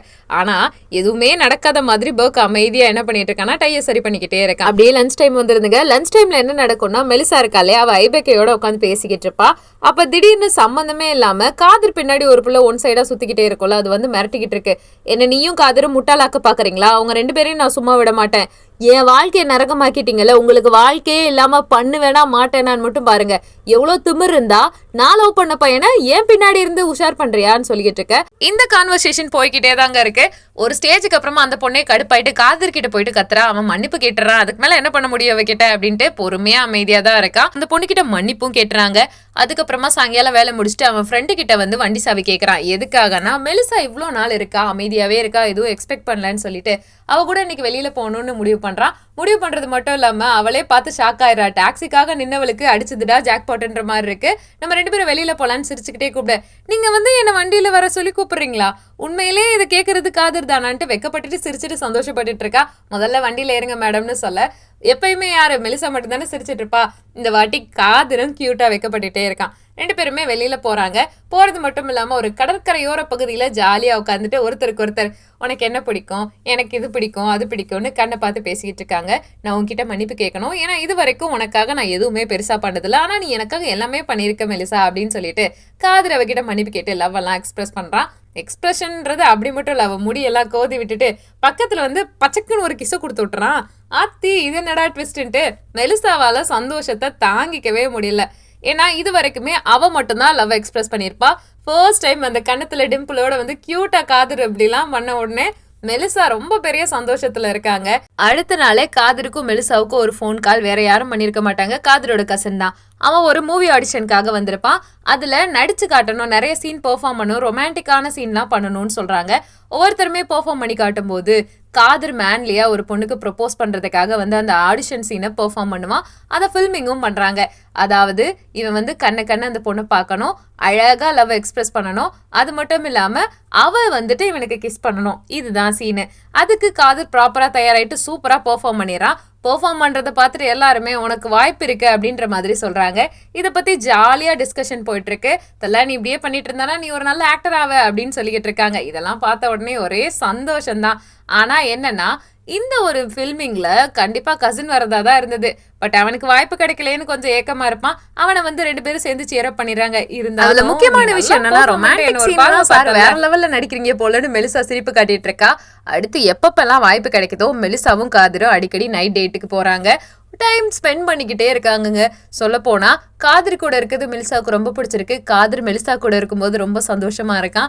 அவன் சிரிச்சா ரொம்ப அழகா இருக்கும். ஆனா பெருசா சிரிச்சு இந்த சீரீஸ்ல காட்டுறதே மெலிசா கூட இருக்கிற போது தான் இருக்கும். அந்த கன்னத்துல இருக்கக்கூடிய குழி அந்த அளவுக்கு அழகா இருக்கும். சரின்ட்டு நைட்டு வரைக்கும் நல்லா டைம் ஸ்பெண்ட் பண்ணிட்டு இப்ப வந்து காதரும் மெலிசாவும் தனியா நின்று பேசிக்கிட்டு இருக்காங்க. பேசிக்கிட்டு இருக்கத மிஸ் கிட்ட மாட்டின மாதிரி துரு கிட்ட இவங்க மாட்டிக்கிறானுங்க. துருக்கு என்ன பண்றான்னா அப்படியே ரேகிங் பண்ண ஆரம்பிக்கிறான். மச்சானையும் தங்கச்சியையும் வேணும்ட்டு என்ன பண்றான்னா, ஏம்மா இவ்வளோ பெரிய பையனை டேட் பண்ற அளவுக்கு நீ வளர்ந்துட்டியா, எனக்கே தெரியாதே அப்படின்னு சொல்லிட்டு துரு கேட்டுட்டு இருக்கான் மெலிசாவை. உடனே கொஞ்ச நேரம் உங்க மாமாவை நீயே ரேக் பண்ணிக்கோன்ட்டு, ஓ அப்படி நீ உன் தங்கச்சியை ப்ரொடெக்ட் பண்ணுவ, நாங்கெல்லாம் வந்து எங்க தங்கச்சியெல்லாம் அந்த மாதிரி உங்களை லவ் பண்ண விடணுமான்ட்டு நக்கல் பண்ணிக்கிட்டு இருக்கான். வாயை மூடு மச்சான் அப்படின்னு சொல்லிட்டு பேசிக்கிட்டு இருக்க. இந்த ஆளு நீங்க சின்ன சின்ன விஷயத்துக்கு ஓவரா ரியாக்ட் பண்ற மாதிரி தெரியல மாப்பிள்ளன்ட்டு இவங்க 2 பேரும் வந்து ஒன்னா சேர்ந்துறானுங்க. அது மட்டும் இல்லாம போன் பண்ணிட்டு மெலிசா சொல்றா, இன்னைக்கு நான் கூட வெளியில போகணும்னு ஆசைப்படுறேன், நம்ம 2 பேரும் ஒன்னா வெளியில போலாமா ப்ளீஸ் எனக்காக வாயேன் அப்படின்னு சொல்லி கேட்க, காதலி சொன்னா அந்த கட்டளையை நிறைவேற்ற வேண்டியது ஒரு கண்ணாளன் காதலனுக்கு ஒரு முக்கியமான தலையாய கடமைன்னு சொல்லிட்டு போன்ல பேசிட்டு போனை வச்சிடறான். அதாவது மெலிசாவோட ஃபேமிலி ஃப்ரெண்ட்ஸ் 2 பேரும் மீட் பண்ண வந்திருப்பாங்க. இவங்க 2 பேரும் பணக்காரங்க போல. காதருக்கு பார்த்த உடனே பிடிக்கல. ரொம்ப ஒரு ஸ்டாண்டர்டு கிளாஸு அந்த மாதிரி விஷயங்கள்லாம் ரொம்ப பேசுகிறானுங்க. பேசும்போது பிஸ்னஸை பற்றி பணத்தை பற்றி ஃபேமிலி ஸ்டேட்டஸ்னு பேசும்போது சுத்தமாக பிடிக்கவே இல்லை காதருக்கு அந்த இடத்துல உட்காரதுக்கு. அவன் மூஞ்சி சுழிச்சுக்கிட்டே இருக்கான். அவங்க கேட்குற ஒவ்வொரு கேள்வியுமே காதர் இந்த இடத்துல தான் நம்ம இருக்கோமான்னு யோசிக்கிற லெவலுக்கு தரக்குறைவாக அவனை பார்க்க வைக்குது. அவன் அமைதியாகவே இருக்கான். பட் இந்த சுற்றி இருக்கவங்க திருப்பி திருப்பி வழவழா குழகுலான்னு பேசிக்கிட்டே இருக்காங்க. அன்கம்ஃபர்டபுளாக இருக்குது புரிஞ்சுட்டு. போதும் நாங்கள் கிளம்பணும், ஏன்னா காதர் உங்களுக்கு பிடிச்சிருக்கான்னு கேட்க, காதர் ஒரு ஸ்டேஜுக்கு அப்புறமா நாங்கள் வீட்டுக்கு கிளம்புறோம்னு சொல்லிட்டு அந்த இடத்த விட்டு ஸ்கிப் பண்ணுறதுக்கு தயாராகிடுறான். அவனால் அந்த இடத்துல இருக்கிறது ஏற்றுக்கவே முடியல. அது மட்டும் இல்லாமல் அந்த கசின் ஃப்ரெண்ட்ஸ் இருக்காங்க இல்லையா, அவங்களுக்கு சுத்தமாக காதரை பிடிக்கவே இல்லை. தனியாக கூப்பிட்டு மெலிசா கேட்குறான், என்னதாம்மா ஆச்சு, ஏன் இப்படி ரியாக்ட் பண்ணுறீங்க அப்படின்னு கேட்க, இல்லை அவங்க கூட இருக்கிறதுக்கு எனக்கு கம்ஃபர்டபுளாக இல்லைப்பா புரிஞ்சுக்கோ அப்படின்போது, அப்போ இந்த பொண்ணு கூட இருக்க கம்ஃபர்டபுளா இல்லையான்னு திருப்பி கேட்க, அப்படியெல்லாம் இல்லை, இந்த பொண்ணு பிடிச்சனால தானே இது சொல்ற இடத்துக்குலாம் கிறுக்கு பிடிச்சி நானும் வந்துட்டு இருக்கேன்ட்டு ஐஸ்கிரீம் சாப்பிட்டுட்டு இருக்காங்க. மாற்றி மாற்றி 2 பேரும் ஐஸ்கிரீம் சாப்பிட்டுட்டு கையை பிடிச்சிட்டு வந்துட்டு இருக்கதை அப்படியே மெலிசாவோட அம்மா பார்த்துறாங்க. அவங்களால ஏற்றுக்கவே முடியல. புரிய வருது இது நார்மல் ரிலேஷன்ஷிப் கிடையாது, நெக்ஸ்ட் லெவல்ன்ட்டு. இதை பார்த்துட்டு அவங்க அம்மா பார்பி டால் ட்ரெஸ்ஸை போட்டுட்டு மெலிசாவோட சேட்டெல்லாம் பார்க்கணும் அப்படின்னு கேட்குறாங்க. நீ பண்ணுறது தப்பு பாப்பா, அவங்க எல்லாம் ஏமாத்திடுவாங்க, உன் வாழ்க்கையெல்லாம் ஸ்பாயில் ஆயிரும்னு சொல்லும்போது, நான் பார்த்த பசங்களே காது ரொம்ப நேர்மையானவன், ரொம்ப நல்ல பையன், எனக்கு அவன் தான் வேணும் அப்படின்லாம் சொல்லிட்டு அவள் கத்திக்கிட்டு இருக்கா. நீயும் எவ்வளோ நாள் லவ் பண்ணுறேன்னு நானும் பார்க்குறேன்டி அப்படின்ட்டு அவங்க அம்மா போன உடனே மெலிசாவுக்கு மனசே தாங்காது. உடனே அவளோட ப்ரோ பையா கிட்ட போயிட்டு சொல்கிறான்டே, அண்ணா உன் மச்சானா அவங்களுக்கு பிடிக்கலடா நம்ம பேரண்ட்ஸ்க்குன்னும் போது, பார்த்துக்கலாம் அப்படி பார்த்தோம் அண்ணியும் தாண்டி பிடிக்காது அப்படின்னு சொல்லிக்கிட்டு இருக்கானுங்க. மாற்றி மாற்றி இந்த கான்வர்சேஷன் வந்ததுக்கப்புறமா மறுபடியும் மெலிசா போயிட்டு பேசுகிறா. யார்கிட்ட பேசிக்கிட்டு இருக்கானா, காதர்கிட்ட. இந்த விஷயத்தெல்லாம் சொல்லி பயமுடுத்தவே இல்லை. எப்பயும் போல் நம்ம 2 பேரும் ஒன்றா நேரம் ஒதுக்கணும், எனக்கு உன் கூட இருக்கணும்ட்டு. ஏன்னா ஸ்டார்டிங்கில் அவள் அதெல்லாம் எக்ஸ்பெக்ட் பண்ணல. இவங்க அடிக்கடி வெளியில் போய் பழகி நல்லா போயிட்டு இருக்க கதையில பெரிய அணுகுண்டத்துக்கு போடுறாளுங்க பைபேக்கையும் அதுக்கப்புறமா ஏஷியையும். என்னன்னா அவங்க 2 பேரும் பர்சனல் ஃபோட்டோ லீக் ஆயிருக்கும். அதை பண்ணது டோல்கா, இவங்க கூட படிச்சுட்டு இருக்க ஒரு பையன் தான். வேணும்னே பிளான் பண்ணி அவங்க அவமானப்படுத்தணும்னு பண்ணிட்டு இருப்பான். ஸோ சம்மந்தப்பட்டவனை கண்டுபிடிச்சி துருக்கு பர்க்கு அதுக்கப்புறமா கசினு எல்லாருமே கட்டி போட்டானுங்க. இருந்தாலும் என்ன பிரச்சனைனா, அவன் தப்பிக்கிறதுக்காக ட்ரை பண்ணிக்கிட்டே இருப்பான். இது எதுவுமே தெரியாமல் அவனை எந்த இடத்துல கட்டி வச்சிருக்காங்களோ அந்த ரூட்ல என்ன பண்ணியிருப்பான்னா, காதர்பாவை ஒரு பெரிய பணக்கார கஸ்டமரை கூட்டிட்டு வந்துட்டு இருக்கான். அவர் ரொம்ப நல்லா பேசிட்டு இருக்காரு. நைட் ஒரு இடத்துல இறங்கிட்டு இருக்காருங்க. இறங்கிட்டு இருக்கும்போது பெரிய பஞ்சாயத்து என்னன்னா, அந்த மனுஷங்கிட்ட இருக்க கன்னை எடுத்து டோல்கா அவரையே சுட்டுட்டு பக்கத்துல காதரை அடிச்சு போட்டு போயிடுவான். அந்த மனுஷன் இறந்து போயிட்டாரு. அந்த டைம் பார்த்து போலீஸ் வராங்க. போலீஸ் வந்து இதெல்லாம் பண்ணது வேற யாரும் கிடையாது, காதர் தானு பிடிச்சிடுறாங்க. நான் இல்லைன்னு அவன் கெஞ்சிக்கிட்டே இருக்கான். பட் அவனை ஜெயிலில் பிடிச்சி போட்டுறாங்க. அந்த இடத்துல போயிட்டு மெலிசா ஹெல்ப் எல்லாம் பண்ண நிறைய ட்ரை பண்ணுவா. அப்பதான் ரியலைஸ் பண்றாங்க பணக்காரங்க யாரு, ஏழை இல்லாதப்பட்டவங்களோட நிலைமை என்னவா இருக்குன்றதெல்லாம் ஜெயில இருந்தே அவனுக்கு புரிய வருது. ரொம்பவுமே வருத்தப்படுறான். இவ்வளோ நாள் அந்த தாழ்வு மனப்பான்மை பெருசா அவனுக்குள்ள இருந்ததில்ல. குட்டியா இருந்தாலும் ஜெயிலுக்கு போயிட்டு வந்ததுக்கு அப்புறமா தான் தெரிய வருது தன்னோட குடும்பம் உண்மையிலே காதல் இல்லாம எவ்வளோ கஷ்டப்படுது, சோத்துக்கு எவ்வளோ கஷ்டப்படுறாங்க, என்னென்னலாம் நடக்குதுன்றது புரிய வருது. இப்படிப்பட்ட சூழ்நிலையில மெலிசா சொல்றா, ஐ லவ் யூ, நான் உனக்காக இருக்கேன்ட்டு. பாவம் உட்காந்து அழுது அழுதுகிட்டே இருக்கான். ஒவ்வொரு வாட்டியும் அவனை வெளியில கொண்டு வரதுக்காக நிறைய போராட்டம்லாம் நடக்குது. டோல்காவை புடிச்சு வச்சு துருக் என்ன பண்றான்னா அவனை மிரட்டி, உண்மையிலே நீ தானே தப்பு பண்ண, சொல்றியா இல்லையாடா அப்படின்னு மிரட்டுறான். சொல்ல முடியாது போடா அப்படின்னு திருப்பி திருப்பி இந்த பஞ்சாயத்து போய்கிட்டே தான் இருக்கு. ஏன் அப்படின்னா உண்மையிலேயே டோல்கா பண்ண தப்புக்கு இப்ப காதிர் மாட்டிட்டு அவன் ஜெயில இருக்கான் இல்லையா? அப்படி ஒருவேளை நான் உண்மையை சொல்லணும்னா நான் கேட்கறதெல்லாம் நீ பண்ணி கொடுக்கணும்னு ஒரு பிளாக்மெயிலிங் வேற. இதெல்லாம் நடந்துட்டு இருக்கும்போது ஃபைனலா எப்படியோ பிரச்சனைகள்லாம் கடந்து காதிர் தப்பு பண்ணலன்னு புரிஞ்சுட்டு அவரை ஜெயில இருந்து விடுவிச்சிடறாங்க. விடுவிச்சதுக்கு அப்புறமா ஆஸ் யூஷுவல் வேலைக்கு வந்துடுறாருங்க. வேலைக்கு வந்துட்டதுக்கு அப்புறம் என்ன, எப்பயும் போல மெனிசா பேசுறா. நான் உன்னை ரொம்ப மிஸ் பண்ணேன், ஒரு நாள் கூட நீ இல்லாம இருக்க முடியல, நீ எப்படி என்ன மிஸ் பண்ணியான்னு கேட்க, ஆமா ஜெயில கம்பிகளுக்கு இடையில் என் காதல் அப்படின்னு புக்கே எழுதுற லெவலுக்கு லவ் பண்ண ஆரம்பிச்சிட்டா மேடம்னு முன்னாடி இருந்ததுக்கு ரொமான்டிக்காலாம் பேசுறான். அது மட்டும் இல்லாம அவன் மைண்டுக்குள்ள அவன் பேசுறதுல இருந்து எல்லாமே மாறிடுச்சு. துருன்னு மாறிட்டான். முன்னாடி ரொம்ப சைலண்டா ரொம்ப மெச்சூர்டா இருக்காளு, பயங்கர ரொமான்டிக்கா இருக்கான். என்னன்னே தெரியல அவன் ஏன் இப்படி பிஹேவ் பண்றான்னு. மெலிசா அப்படியே ஆச்சரியப்பட்டுட்டு, கேன்டீன்ல கிஸ் அடிச்சுக்கிற லெவலுக்குன்னா பாத்துக்கோங்க இவங்களோட காதல் எப்படி போயிட்டு இருக்குன்னு. இப்படியே இந்த காதல் போயிட்டு இருந்தா எதுக்கு, நம்ம அடுத்த கட்டத்துக்கு கொண்டு போகலான்னு கேண்டில் லைட் டின்னர்லாம் சாப்பிட்டுட்டு இருக்காங்க. இப்படி கேண்டில் லைட் டின்னர் சாப்பிட்டுட்டு ரொமான்டிக்கா இருக்கிறதுலாம் சரி, பட் மெலிசா அடிக்கடி இப்படி வெளியில போறாளே, இதுல ஏதோ ஒண்ணு இருக்கேன்றத மெலிசாவோட அப்பா கண்டுபிடிச்சிடறாரு. கண்டுபிடிச்சதுக்கு அப்புறம் என்ன ஆகும், இவங்க இங்க ஜாலியா இருக்க மாதிரி அவங்க குடும்பமே இவங்களை பொழக்கிறதுக்கு தயாரா இருந்துட்டு இருக்கு. ஆனா என்னன்னா எதுவுமே தெரியாத மெலிசா திடீர்னு பாத்தீங்கன்னா அம்மா அப்பா முன்னாடி போய் நிக்க, குரூப் ஸ்டடி அப்படின்னு சொல்ல, நீ குரூப் ஸ்டடி யார் கூட, காதர் கூட தானே பண்ணிட்டு இருக்க, எனக்கு தெரியும் போது காதலுக்காக நான் என்ன வேணாலும் பண்ணுவேன்ட்டு அவ போயிடுறா. மெலிசா வீட்டுல எந்த பிரச்சனைனா காதர் வீட்டுல வேற ஒரு பிரச்சனை. அவன் ஜெயில இருக்கும்போது அவனுக்கு ஹெல்ப் பண்ணவங்களோட பொண்ணு ஒருத்தி இருப்பா. அந்த பொண்ணை கூட்டிட்டு வீட்டுல வச்சிருப்பாங்க காதரு. அவங்க வீட்டுல இருக்க எல்லாருமே இந்த பொண்ணு வேண்டான்னு சொல்லுவாங்க. எல்லாருமே காதருக்கு அகெயின்ஸ்டா தாங்க இருப்பாங்க. பட் என்னன்னா காதர் அந்த பொண்ணை இங்கதான் வச்சிருக்கணும், அவ பாவங்க, அவளுக்கு நிறைய பிரச்சனை இருந்துச்சு, ஸோ நம்ம அவளுக்கு ஹெல்ப் பண்ணி ஆகணும்னு சொல்ல, அவங்க குடும்பத்துல இருக்க யாருக்குமே பிடிக்கலனாலும் இவனுக்கு பிடிச்ச ஒரே ரீசனால அந்த பொண்ணை வச்சிருப்பான் வீட்டுல. இதை பத்தி மெலிசா கிட்ட சொன்னா அவளுக்கு இந்த விவரம்லாம் தெரியல. அவ என்ன மாதிரி பேசுறானா, எங்க வீட்டுல இருக்க யாருமே என்னை ஏத்துக்கவே இல்லப்பா, எனக்கு ரொம்ப கஷ்டமா இருக்கு அப்படின்னும் போது இவ அவ சேஃப்டியை பார்த்துட்டு, அவ வயசு பொண்ணு, நீ வயசு பையன், அப்புறம் ஒன்னும் எல்லாரும் தப்பா பேசுவாங்கல்ல, அது மட்டும் இல்லாம உமர் ஏன் கரெக்டா சொல்லியிருக்க கூடாது, அந்த மாதிரி இருக்கார்கள் அப்படிதானே இருப்பாங்க, அப்படி பார்த்தா நான் கூட தான் லோக்கலான ஆளு, அப்ப என்னை நீ அப்படிதான் நினைக்கிறியான்னு கோச்சுக்கிறான். இரு பேசிட்டு போய் ஏன் காதர் கோச்சிட்டு போறேன்னு சொல்லும்போது நீ என்ன டிசப்பாயிண்ட் பண்ணிட்டேன்னு அவன் போயிடுவான். மெலிசா அமைதியா தாங்க இருக்கா. பாவத்தை அவளுக்கு மட்டும் ஏன் இப்படி நடக்குதுன்னு எனக்கு தெரியல. திட்டிட்டது தாங்கிக்கவே முடியல. காதர் தனியா ஃப்ரெண்டு கிட்ட புலம்பிக்கிட்டு இருக்கா. என்னடா பண்றது, என்னோட தேவதையை நானே ஹர்ட் பண்ணிட்டு இருக்கேன்னு பேசிக்கிட்டு இருக்கும்போது, அட விட்றா மச்சா, பொண்ணுங்கன்னா அப்படிதாண்டா ஏதாவது உளருவாளுங்க, நாம தான் சமாதானப்படுத்தணும்னு போது அவங்க கசின் கிட்ட போதில் என்ன சொல்லுவான்னா, டே நீ எவளையும் லவ் பண்ணாதடா அப்படின்னு சொல்ல, அண்ணன் தம்பி எல்லாருமே ஆளாளுக்கு ஷேர் பண்ணிருக்கீங்க, எனக்கு எங்கடா பொண்ணு இருக்காமோ அதை சொல்லுங்கடான்னு இந்த கசின் வேற நக்கலா பேசிக்கிட்டு இருக்கா அப்படின்றது தெரியவே இல்லை. ஆனா அவளும் பாவம் அடுத்த நாள் கேன்டீனுக்கு என்ன காதர் வந்துட்டானான்னு கேட்க, அவன் முன்னாடியே வந்துட்டான்னு சொல்லும்போது அந்த வீட்டில் வச்சிருந்த பொண்ணை இங்கே வேலைக்கும் கூட்டிட்டு வந்துடுறான். கண்டுக்கவே மாட்டேங்கிறான் மெலிசாவை. ஒரு மாதிரி ஆட்டிடியூடா பிஹேவ் பண்ணிட்டு இருக்கான். அவன் நாய்க்குட்டி மாதிரி இவன் பக்கத்திலேயே வந்துட்டு இருக்க. என்ன வேணும் மேடம் சொல்லுங்க அப்படின்னு நக்கலா கேட்க, ஒன்றும் இல்லை சார் நீங்களே பார்த்துக்கோங்கன்னு சொன்ன உடனே உண்மையிலேயே மெலிசாவுக்கு கஷ்டமா இருக்கு. நான் அவங்ககிட்ட அப்புறமா பேசுறேன்னு கோச்சிட்டு போக மறுபடியும் ஃப்ரெண்டு கிட்ட புலம்பிக்கிட்டு இருக்கான். ஏன்டா அவ இப்படி பண்றான்னு போது, நீயும் ஆட்டிடியூடா தான் அவன் என்ன பிஹேவ் பண்ற, அவகிட்ட சமாதானப்படுத்துடா. இந்த ஆர்குமெண்ட் கண்டினியூ ஆயிட்டே இருக்கு. இன்னொரு பொண்ணை வச்சு என் கூட சேர்த்து பேசலாமா அவன் போது, பொண்ணுங்களோட நேச்சரே அதுதான்டா, கேர்ள்ஸ் இஸ் ஆல்வேஸ் கேர்ள்ஸ்டா மச்சான், புரிஞ்சுக்கோ, மெலிசா பாவம் இல்லையா, உனக்காக எல்லாம் பண்றான்னு போது, சரி அதெல்லாம் விடு, மெலிசா என்னை விட்டு போறாளா இல்லையோ, நீ என்னை விட்டு போக மாட்டேன்னு போது, நீ என்னை விட்டு போகாத வரைக்கும் நானும் போக மாட்டேன்னு ஜாலியா பேசிக்கிட்டு இருக்கானுங்க. அப்போ மெலிசாவோட அப்பா வராரு. அவரோட என்ட்ரி முடிஞ்சதுக்கு அப்புறமா என்ன நடக்கும்னா, என்ன எங்கில் வேணும், ஜூஸ் குடிக்கிறீங்களா, காப்பி குடிக்கிறீங்களா, டிஃபன் சாப்பிட்டீங்களான்னு அவர்கிட்ட பேசி அனுப்பி விட்டுறாங்க. ஆதரவன் வேலையை தாங்க பார்த்துட்டு இருக்கான். அந்த பொண்ணோட இருக்கிறதெல்லாம் பார்த்து பொசசிவ் ஆயிட்டு கடுப்பாயிட்டு டென்ஷன் ஆகிக்கிட்டே இருக்கா அவ. அது மட்டும் இல்லாம எப்ப பாரு என் கூட நேரம் ஒதுக்கலாம், அவனுக்கு நேரம் இருக்காதுன்னு சொல்லி சண்டை வந்துகிட்டே இருக்கு. அது மட்டும் இல்லைங்க, இந்த காதர் பையவுல சும்மாவே இருக்க மாட்டேங்கிறான். எப்படிதான் மெலிசா பேசி ஏதாவது சமாதானப்படுத்தலான்னு ட்ரை பண்ணாலுமே இவன் இந்த பொண்ணு கூடயே சுத்திட்டு இருக்கான். அவன் ரொம்ப சோகமா இருக்கான்ட்டு அவளை வெளியில எங்கேயாவது ஷாப்பிங் கூட்டு போலான்னு கூட்டு போக அந்த பொண்ணும் அவனும் நடந்து வந்துட்டு இருக்காங்க. இந்த அப்பா எல்லாம் நடந்து போவாங்க இல்லையா, அப்பா அன்னைங்க எல்லாம் நமக்கு முன்னாடி நடந்து போவாங்க, நம்ம அவங்கள பின்னாடி ஃபாலோ பண்ணிட்டு இருக்க மாதிரி பல ஸ்டெப்புகள் தள்ளி தான் நடந்து போயிட்டு இருக்காங்க. அப்பன்னு பார்த்து மெலிசா என்ன பண்றான்னா, காதருக்காக ஒரு லவ் கேக் வாங்கிட்டு காதரை பாக்குறதுக்காக தாங்க வந்துட்டு இருக்கா. இங்க பாருமா, எதுக்கும் கவலைப்படாத, நான் இருக்கேன் அண்ணன் அப்படின்ற மாதிரி பேசி கூட்டிட்டு போக குழந்தைய கூட்டு போற மாதிரி அவன் அழகா கூட்டிட்டு போறான். இது நம்ம கண்ணுக்கு தப்பா தெரியலங்க, பட் லவ்வர் இல்லையா மெலிசா, அவளோட பாயிண்ட் ஆஃப் வியூல தான் லவ் பண்ற பையனோட கையை இன்னொரு பொண்ணு பிடிச்சிருக்கா.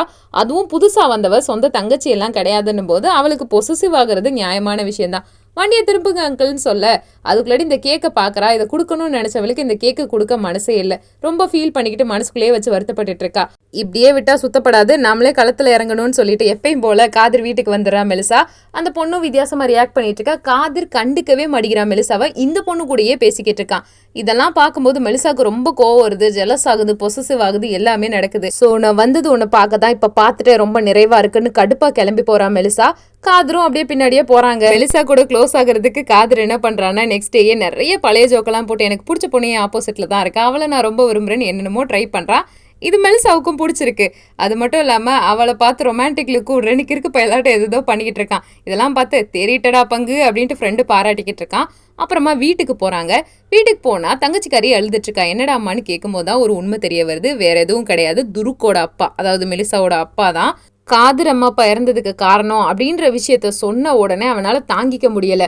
ஆஃபீஸ்க்கு போகிறான். போகும்போது எந்த விஷயமா இருந்தாலும் வெளியில் பேசு, இங்கே வந்து நான் பேச விரும்பலன்னு போது என் அம்மா அப்பாவை கொன்னது நீ தானே அப்படின்னு சொல்லிட்டு கழுத்தை பிடிச்சி நெரிச்சு அவரை கொல்லவே ட்ரை பண்ணிட்டு இருக்கான். அந்த ஆளு துள்ள துடிக்க கைகாலெல்லாம் வெட்டிக்கிட்டு இருக்கு. பின்னி பின்னி கத்துறாரு, உன் உயிர் போகிறது ஏன் கையில் தான்னு மிரட்டி விட்டுறான். மிரட்டிட்டு அவன் அந்த இடத்த விட்டும் போயிடுறான். இந்த இன்சிடென்ட்லாம் நடந்ததுலேருந்து பணம்னு காதர் ஒரு பக்கம் ஓடிக்கிட்டு இருக்கான். மெலிசாவை அவாய்ட் பண்ணிக்கிட்டே இருக்கான். அது தெரியாமல் மெலிசா என்ன பண்ணுறான்னா அவன் கூட இருக்க பொண்ணுக்கிட்டலாம் எங்கே போயிருக்கான் காதர் ஏதாவது சொல்லுன்னு கேட்க அந்த பொண்ணுக்கிட்ட சொல்லக்கூடாதுன்னு சொல்லியிருப்பான் போல. இந்த பொண்ணு அப்படியே மெலிசாவை அவாய்ட் பண்ணுற மாதிரி பிஹேவ் பண்ணுறா. அதெல்லாம் கேட்கும்போது மெலிசாவுக்கு மனசு ஒரு மாதிரி வேதனையாக இருக்குது. இதை விட கொடுமை என்னன்னா, நான் அப்புறமா உன்கிட்ட பேசுகிறேன்ட்டு அவள் போனதுக்கு அடுத்து காதரோட ஓன் தங்கச்சி இருக்கா இல்லையா, அவள் சம்மந்தமே இல்லாமல் மிரட்டிக்கிட்டு இருக்கா. அதாவது மெலிசா போயிட்டு அந்த பொண்ணுக்கிட்ட பேசினது அவளுக்கு பிடிக்கல. அவங்க அப்பா இருந்ததுக்கு இவங்க தான் காரணம்னு தெரிஞ்சனால எல்லாருமே மெலிசாவை பிடிச்சி திட்டிட்டு இருக்காங்க. இதை பார்த்துட்டு துருக் என்னாச்சு நீ ஏன் இப்படி பண்ற என் தங்கச்சி கிட்டேன்னு கேட்கும்போது உன் தங்கச்சியை நான் சும்மா விட மாட்டேன், காசு இருக்கு நான் என்ன வேணாலும் நீங்க பண்ணுவீங்களான்ட்டு பயங்கரமா சண்டை போயிட்டு இருக்கு. நான் அப்படி சொல்ல வரலன்னு புரிய வைக்க இந்த ப்ராப்ளம்லாம் எதனாலன்னு துருக்குக்கு தெரியும். மெலிசாவுக்கு உண்மையிலே அது எதுவுமே தெரியாதுங்க. அதனால பாவம் எல்லார்கிட்டையும் திட்டு வாங்கிக்கிட்டே இருக்கா. எல்லாரும் அவளை இக்னோர் பண்ணிக்கிட்டு இருக்காங்க. உன் அண்ணி வேணும்ட்டு பண்ணல, என் மேல இருக்க கோவத்துல தாண்டா அம்மா பண்றா அப்படின்ட்டு துருக்கு எக்ஸ்பிளைன் பண்றான். நீ கோச்சுக்காத, இங்க வேற ஒரு இஷ்யூஸ்லாம் போயிட்டு இருக்கு, உன் ஆளும் ஒருவேளை இக்னோர் பண்ணானா அதுக்கு ரீசன் இதுதான் அப்படின்ட்டு புரிய வைக்க அடுத்து என்ன நடக்கும்னா காதரை காட்டுறாங்கங்க. காதர் வேலை பார்க்குற இடத்துல எல்லார்கிட்டையும் பிடிக்குதோ பிடிக்கலையோ ரொம்ப நல்லா சிரிச்சு பேசிட்டு ரெஸ்டா எனக்கா நெவர், நான் என் வேலையை பார்த்து ஓடிக்கிட்டே இருப்பேன் அப்படின்ட்டு என்ன பண்ணுறான்னா அதிகமான வேலை பார்க்குறாங்க. கேன்டீனில் வேலை பார்க்குறது, டாக்ஸி ஓட்டுறதுன்னு அவன் பார்க்காத வேலையே இல்லை.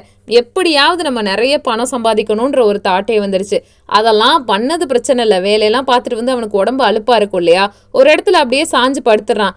ஏன்னா அவனோட உடம்பு ரொம்பவுமே கிறக்கமாக ஒரு மாதிரி அனத்தமாகவே இருந்துட்டுருக்கு. அடுத்து என்ன நடக்கும்னா எப்பயும் போல் மறுபடியும் முதல்ல இருந்து அனல் மின் நிலையம்னு நினைக்கிறேன் அவன் வேலை பார்க்குற இடம். அந்த இடத்துக்கு முகத்தெல்லாம் கவர் பண்ணிட்டு மறுபடியும் அவனோட ஒர்க்கை பார்க்குறான்.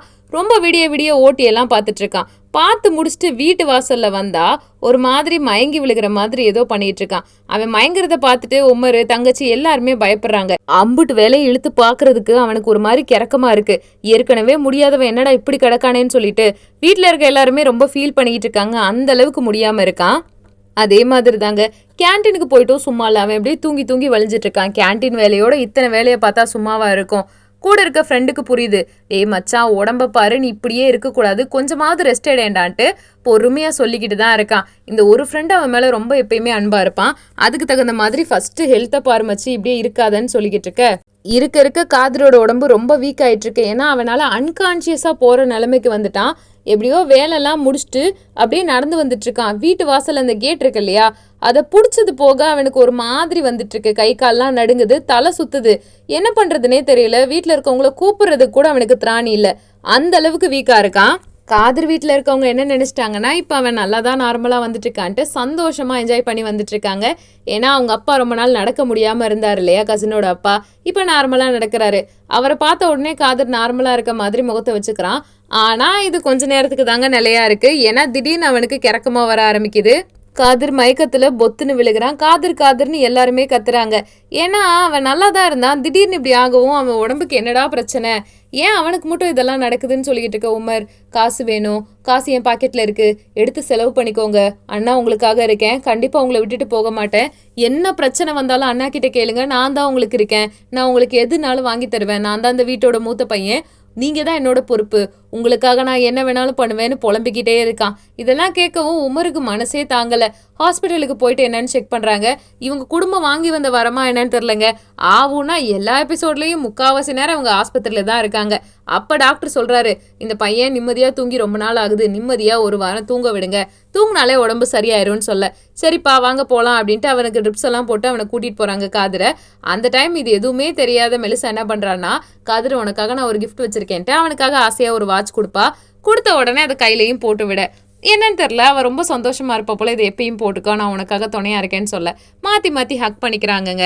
அது மட்டும் இல்லை, அடுத்த நாளே வந்துட்டு ஒரு கேம்ப் மாதிரி ஒரு விஷயம் பண்ணிட்டு இருக்காங்க. துருவுக்கு வீட்டை விட்டு கோச்சிட்டு வந்திருப்பான். அவன் தங்குறதுக்கான ஒரு இடம் மாதிரி எல்லாம் ரெடி பண்ணிட்டு இருக்காங்க. அது மட்டும் இல்லாமல் அவனை நல்லா பார்த்துக்கணுன்ட்டு யோசிச்சுட்டும் இருக்காங்க.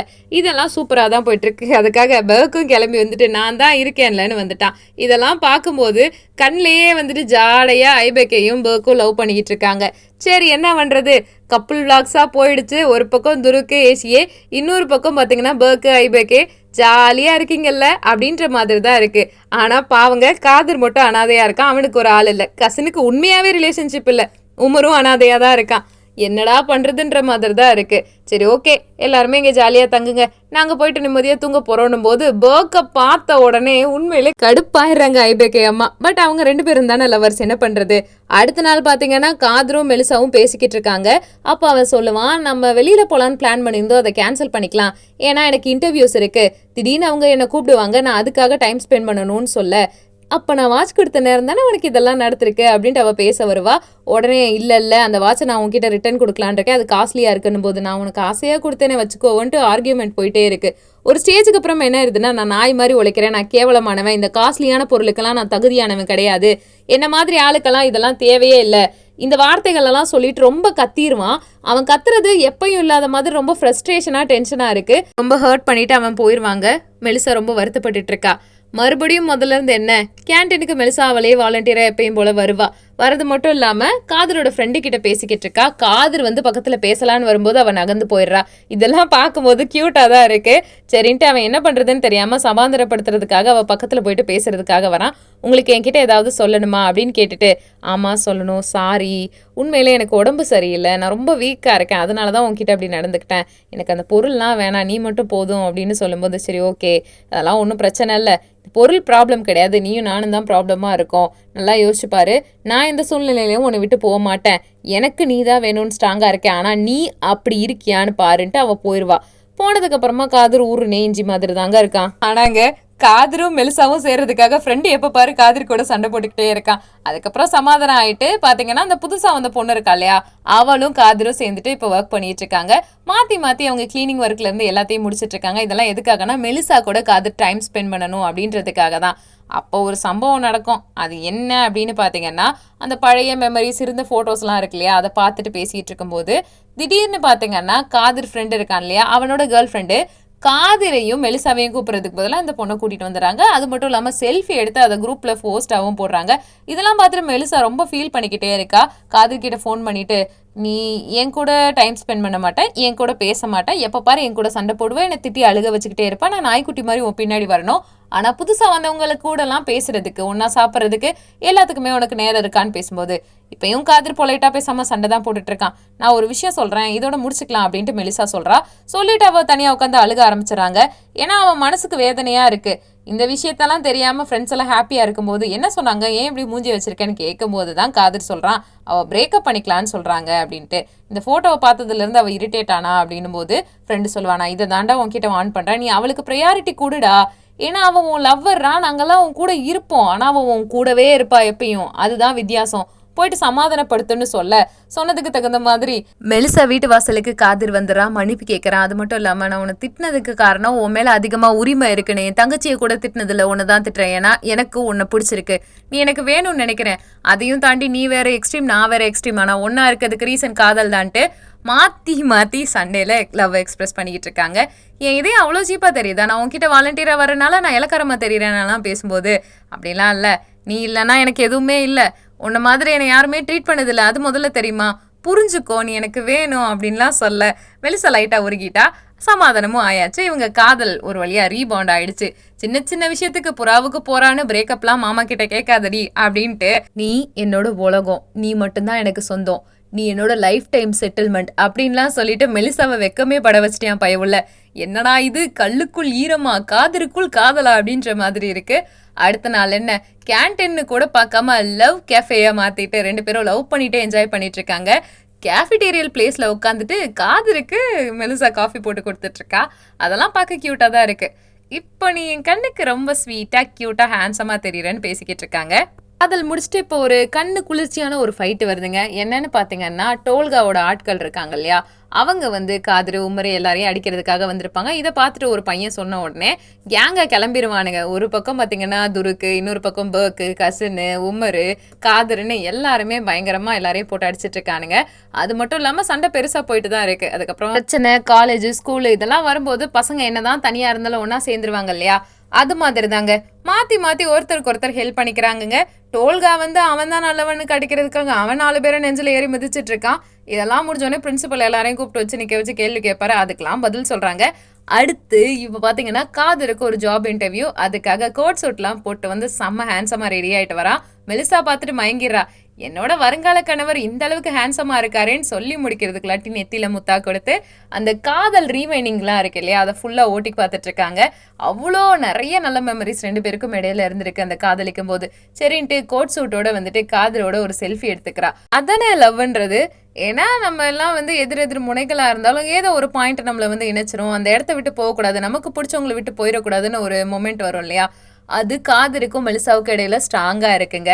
அப்படி போயிட்டு இருக்கும்போது என்னன்னா கோட் சூட்டோட மெலிசா சொல்லியிருப்பா, நீ உங்க வீட்டுக்கு போ, அவங்க ரியாக்ஷனை பாருனோடனே அப்படியே ஹேண்ட்ஸமா இருக்கீங்க, வேற லெவல்ல ஒரு செம்ம ப்ரொஃபஷனலா இருக்கீங்கன்னு ஃபேமிலி மெம்பர்ஸ் எல்லாருமே சொல்லிக்கிட்டு இருக்காங்க. அதோட சூட்டா ஃபேமிலியோட ஒரு செல்ஃபியும் வந்து காதர் எடுத்துக்கிறான். எடுத்ததுக்கு அப்புறமா என்ன யோசிக்கிறான்னா, கண்டிப்பா சொல்றேன் இந்த ஜாப் இன்டர்வியூ முடிச்சோடனே நம்ம லைஃப் செட்டில் ஆயிடும் அப்படின்னு யோசிச்சுட்டு இருக்காங்க. அப்போ ஒரு பேப்பர் கிடைக்குதுங்க. அதாவது உங்க அம்மா அப்பா இறந்ததுக்கான க்ளூ இருக்கு இல்லையா, அது என்கிட்ட இருக்குன்னு ஒரு பேப்பர் இருக்கும். அந்த பேப்பரை பார்த்த உடனே தான் தெரிய வருது, துருக்கோட வீட்டில் இருக்க ஒரு பையன் தான் அந்த பேப்பரை அனுப்பியிருப்பான். உண்மையிலேயே நான் உனக்கு எல்லாத்தையும் சொல்கிறேன்னா, அவங்க அப்பா அம்மா எப்படி இறந்து போனாங்களோ அந்த வீடியோ இருக்குல்ல, ஒரிஜினல் வீடியோ, அந்த வீடியோவை போட்டு காட்டுறான். அதை ஒரு பென் டிரைவாக கொடுக்கறதுக்கு தயாராக இருக்கா. அவங்க அப்பா உண்மையிலே தள்ளி தான் துருக்கோட அப்பா கொண்டிருப்பாரு. இதெல்லாம் பார்த்து பார்த்து காதல் அழுகிறான். அவனுக்கு கோவம் வருது. எங்கள் அப்பாவை கொண்டவங்களை நான் பழி வாங்காமல் விட மாட்டேன்னு சொல்லிட்டு என்ன பண்ணுறான்னா, அந்த பென் டிரைவை வாங்கிட்டு வேகமாக வண்டி எடுத்துட்டு ஸ்பீடாக போய்கிட்டே இருக்காங்க. போகும்போது என்ன நடக்கும்னா, போகிற வழியில் துருக்கோட அப்பாவை பார்க்க அவரை போட்டு மிதிச்சு அடிச்சு, உன்னை சும்மா விட மாட்டேன், என்கிட்ட தான் அந்த பென்ட்ரைவ் இருக்கு அப்படின்னு சொல்லிக்கிட்டு இருக்கும் போதே இங்க மெலிசாவை காட்டுறாங்கங்க. அவ காதல் மோட்ல என்ன பண்றானா, அவளோட டிபியை வந்துட்டு அப்படியே காதலோட எடுத்த மாதிரி மாத்திடுறா. அப்ப கூட வந்த ஃப்ரெண்டுக்கு கையில ஏதோ அடிபட்டுரும். அதனால என்ன ஆயிரும்னா, இப்ப வேற வழியே இல்ல, மெலிசா தான் வண்டி ஓட்டக்கூடிய சூழ்நிலைக்கு வருது. ஏன்னா அவளுக்கு வண்டி ஒழுங்கா ஓட்ட தெரியாதுன்றது ஒரு பெரிய ப்ராப்ளம். கோவத்துல காதர் கண்ணு முன்னு தெரியாம வண்டி ஓட்டிட்டு இருக்கான். பின்னாடி பாத்தீங்கன்னா துருக்கோட அப்பா துரத்திட்டு இருக்காங்க. இதையும் விட கொடுமை என்னன்னா, மெலிசா வந்து முன்பக்கமா வண்டி ஓட்ட தெரியாம ஓட்டிட்டு வந்துட்டு இருக்க. அப்படியே காதர் வேகமா பார்க்காம வந்து இடிச்சிடறான். பயங்கரமான ஆக்சிடென்ட். காதர் வந்து அப்படியே வண்டியில இருந்து ஏர்ல பறந்து கீழே விழுகிறான். இது எதுவுமே மெலிசாவுக்கு தெரியாதுங்க. அவன் மயங்கி விழுந்துட்டான். அது மட்டும் இல்லாம அப்படியே ஒரு குற்ற உணர்ச்சி, நான் ஆக்சிடென்ட் பண்ணிட்டேன், நான் யாரையோ தள்ளி விட்டுட்டேன், நான் யாரையோ கொண்டுட்டேன்னும் போது வேகமா என்ன பண்றது, வேற வழியே இல்லை. இப்ப துருக்கோட அப்பா இருக்காருல்ல, அவர் தான் ஹெல்ப் பண்ண வராரு. அப்பா நான் தான் ஆக்சிடென்ட் பண்ணிட்டேன், நான் தான் கொண்டுட்டேன், மன்னிச்சிருங்க அப்படின்னு சொல்லிக்கிட்டே ஒரு மாதிரி பதட்டத்துல இருக்க. நீ இந்த இடத்த விட்டு முதல்ல போ, நீ இதுவும் பண்ண வேணாம், நீ முதல்ல இந்த இடத்த விட்டு போ அப்படின்னு சொல்லிக்கிட்டே இருக்காங்க. ஆக்சிடென்ட் ஆனது காதருக்கு அவளால தாங்கிக்கவே முடியல. அந்த இடத்துல மயங்கி விழுந்துறா. அவளை தூக்கிட்டு போயிடுறாங்க. அப்புறம் என்ன நடக்கும்னா, சரி வேற வழியே இல்லைன்ட்டு துருக்கோட அப்பா இருக்காருல்ல, அவர் ஆம்புலன்ஸ்க்கு கால் பண்ணிட்டு காதர் ஃபேமிலி எல்லாருமே ஃபோன் பண்ணி வர வச்சிடறாங்க. ஹாஸ்பிட்டல்ல அவன் ரொம்ப சீரியஸா இருப்பான் போல. என்ன நடக்குது ஏது நடக்குதுன்னு ஒரே அதிர்ச்சியில இருக்க. இது எதுவுமே துருக்கும் பர்க்குக்கும் தெரியாது. அப்ப திடீர்னு ஒரு மெசேஜ் வருது. என்னன்னா, ஏதோ எமர்ஜென்சி அப்படின்னு ஐபேக்கே மெசேஜ் பண்ணிருக்கா, ஆபரேஷன் ரூம்ல இருக்கான் அப்படின்னு சொல்ற மாதிரி. அப்பதாங்க பிளாஷ்பேக்ல காட்டுறாங்க. இப்ப ஃபர்ஸ்ட் பிறந்தது யாருன்னு பாத்தீங்கன்னா காதர் பிறக்கும் போது அவங்க அங்கிள் தான் பேர் வச்சிருப்பாங்க. அவ்வளோ பிரியமா, வீட்டுக்கே ரொம்ப செல்ல பிள்ளை. ஃபர்ஸ்ட் குழந்தைன்றனால காதருக்கு அவ்வளோ பாசம். இந்த குடும்பமே தூக்கி வச்ச விஷயத்துல இருந்து எல்லாமே பிளாஷ்பேக்ல காட்டிட்டு இருக்காங்க. பர்க் வந்து ஐபேகேக்கு சமாதானம் சொல்ல வந்துற, துருவுக்கு வந்து ஏசியாக்கு சமாதானம் சொல்லிட்டு இருக்கான். இருந்தாலும் யோசிச்சு பாருங்களேன், மெலிசா அந்த இடத்துக்கு போகணும்னு யோசிக்கிறா. நான் கொலை பண்ணிட்டேப்பா, நான் தப்பா பண்ணேன், எல்லா தப்பும் ஏன் மேலதான் ஒரு மாதிரி ஆயிடுறா. அவங்க அப்பா ஒன்னும் இல்லடாமா, அப்பா இருக்கேன்னு சொல்ல ஹாஸ்பிட்டல்ல போய் பார்த்தா சீரியஸ் கட்டத்துல, அதாவது ஐசியூ வார்டுல ரொம்ப சிவியரா கிடக்குறான் காதர். இதெல்லாம் பார்க்கும்போது அவளால தாங்கிக்க முடியல. யால நான் தான் கொண்டுட்டேன், எந்திரிச்சிருன்னு புலம்பிக்கிட்டே இருக்கா. அப்பன்னு பார்த்து இவங்க 2 பேரும் ஒன்னா இருந்தது, இந்த காதல் மெமரிஸ் எல்லாம் வந்துட்டு இருக்கு. ஆனா மெலிசாவை கூட்டிட்டு போயிடுறாங்க. கூட்டிட்டு போனதுக்கு அப்புறமா சுத்தமா பல்ஸ் இறங்கிக்கிட்டே இருக்குங்க. என்ன பண்றது ஏது பண்றதுன்னு தெரியவே இல்லை. பல்ஸ் இறங்க வந்துட்டு அந்த ஹார்ட் பீட்லாம் ரைஸ் பண்றதுக்கு ஏதோ பண்றாங்க இல்லையா. இப்ப மறுபடியும் முதல்ல இருந்து என்னன்னா, அந்த காட்டுக்குள்ள தனியா வந்துட்டு இருக்கான் காதரு. அவங்க அம்மா அப்பா கட்டி பிடிச்சுக்கிறாங்க. மா அப்பா, நான் இனிமே இந்த இடத்த விட்டு போலப்பா, நான் உங்க கூடயே இருந்துடுறேன். என்னால இருக்க முடியல, என்னால வாழ முடியல, என்னால ஓட முடியல, மத்தவங்களுக்காக யார் யாருக்காகவோ என்னென்னமோ பண்ணிக்கிட்டு இருக்கேன், நான் சந்தோஷமாவே இல்ல அப்படின்னு சொல்லிட்டு காதர் இமோஷனலா பேசிட்டு அவங்க அம்மாவோட நடந்து போயிட்டு இருக்கான், அப்பாவோட போயிட்டே இருக்கான். அப்பதான் சொல்றாங்க காதர் இறந்துட்டான்னு அவன் முகத்தை மூடுறாங்க. குடும்பமே சோகத்துல இருக்காங்க. யாராலையுமே இதை ஏத்துக்கவே முடியல. எல்லாருமே குதிச்சு கண்ணீர் விட்டு அழுதுட்டு இருக்காங்க. ஒரு பக்கம் பார்த்தோம்னா மெலிசா கால் பண்ணிட்டு என்னடா அண்ணா ஆச்சுன்னு சொல்லும்போது, நம்மளை விட்டுட்டு போயிட்டான் காதர் அப்படின்னு சொன்ன உடனே மெலிசாவுக்கு அவ்வளோ வருத்தம். என்னை விட்டு போயிட்டான்ல, நான் தான் அவனை கொண்டுட்டேன், நான் தான் எல்லாத்துக்கும் காரணம், நல்லா இருந்தவனை நான் தான் கொண்டுட்டேன்னு அவளால இனிமே வாழ்றதா இல்ல சாகுறதான்ற நிலைமைக்கே வந்துட்டா. தனியா என்ன பண்றானா அப்படியே நடந்து வந்துகிட்டே இருக்காங்க. அவங்க அப்பா அதை கவனிக்கிறாரு. பா, நான் தான்ப்பா கொண்டுட்டேன், நான் தான்ப்பா காரணம், நான் தான்ப்பா அவன் செத்ததுக்கு காரணம்னு சொல்லிட்டு அழுதுகிட்டே மயங்கிடுறா. அவங்க அப்பா என்ன பண்றாருன்னா அவனை தூக்கிட்டு போறாங்க. இன்னொரு பக்கம் காதர் அவங்க அண்ணன் தம்பி எல்லாருமே பாத்துக்கிட்டு இருக்காங்க. நார்மலா கூட பாக்கல, பெணமா கிடக்குறான். அந்த இடத்துல என்ன பண்றதுனே தெரியல. அந்த இறுதி சடங்கெல்லாம் பண்ணுவாங்களே அதெல்லாம் பண்றாங்க. எவ்வளோ இது, நீ என்னை தூக்கி வச்சு குளிப்பாட்டின, இப்ப நீ சாகிறதுக்கு நான் உன்னை குளிப்பாட்டுறேனான்னு சொல்லிட்டு அழுதுகிட்டே உமர் இருக்கான். குடும்பமே வந்து வேண்டி விரும்பி அவ்வளோ அழுகுறாங்க. கடவுளே, எங்க அண்ணனை என்கிட்ட திருப்பி கொடுத்துரு, எப்படியாவது எங்க அண்ணனை எங்ககிட்ட கொடுத்துருன்னு கெஞ்சுறாங்க. பட் அந்த பெட்டிக்குள்ளதான் காதரோட உயிர் இருக்கு. அம்மா அப்பாவோட சபத்துக்கு பக்கத்துல அவனோட சபமும் இருக்கு. ஆக மொத்தம் இந்த காதல் கதை இன்கம்ப்ளீட் ஆயிடுச்சுல்ல. ஏன்னா மெலிசாவுக்கு ஃபர்ஸ்ட் பிடிக்க ஆரம்பிச்சது, அவளா பின்னாடி போயிட்டு பேசுவா. ஒவ்வொரு முறையும் காதர் வேணுன்றதுக்காக என்னென்னமோ பண்ணுவா. ஒரு ஸ்டேஜுக்கு அப்புறம் காதரும் அவளுக்காக என்ன வேணாலும் பண்றதுக்கு தயாரா இருந்தான். இந்த காதல் அப்படின்றது எப்பவுமே ஒன் சைடா இல்லாம டபுள் சைடா ஆகும்போது நிறைய விஷயங்கள் மாறும் இல்லையா. அழுத்தமா இருந்தவன் மனசுக்குள்ள அழகான பூ பூக்க ஆரம்பிச்சது. அந்த பூக்கள் ரொம்ப அழகான தோட்டமா மாறுறதுக்கான ஒரு ஸ்டேட் வரும்போது எல்லாமே இல்லைன்னு போயிட்டா எப்படி இருக்கும்? அப்படித்தானே இருக்கு. ஒரு பக்கம் காதரை நினைச்சு அவங்க குடும்ப மெம்பர்ஸ் எல்லாரும் அழுதுட்டு இருக்காங்க. இன்னொரு பக்கம் மெலிசா அழுதுட்டு இருக்கா. ஆனால் இந்த கதையில் காதர்ன்ற கேரக்டர் இல்லைன்னா எப்படி இருக்குன்னு யோசிச்சு பாருங்களேன். எனக்கு இந்த கேரக்டர் ரொம்ப பிடிக்குங்க. இந்த கேரக்டருக்காக தாங்க நான் அந்த சீரீஸே பார்த்தேன். உங்களுக்கும் இதே மாதிரி காதரை பிடிச்சிருந்துச்சுன்னா கமெண்ட் பண்ணுங்க. குறிப்பாக சொல்லணும்னா, இந்த மனுஷனை பற்றி நீங்கள் என்ன நினைக்கிறீங்கன்றதை நான் தெரிஞ்சுக்கணும்னு ஆசைப்பட்றேங்க. உங்கள் வாழ்க்கையில் அப்படி யாராவது காதர் இருந்திருக்காங்களா, இல்லை நீங்கள் யாருக்காவது மெலிசாவாக இருந்திருக்கீங்களான்றதை கமெண்ட் பண்ணுங்கள். நம்ம சேனலில் லைக் பண்ணுங்கள், ஷேர் பண்ணுங்கள், சப்ஸ்கிரைப் பண்ணுங்கள். தேங்க்யூ.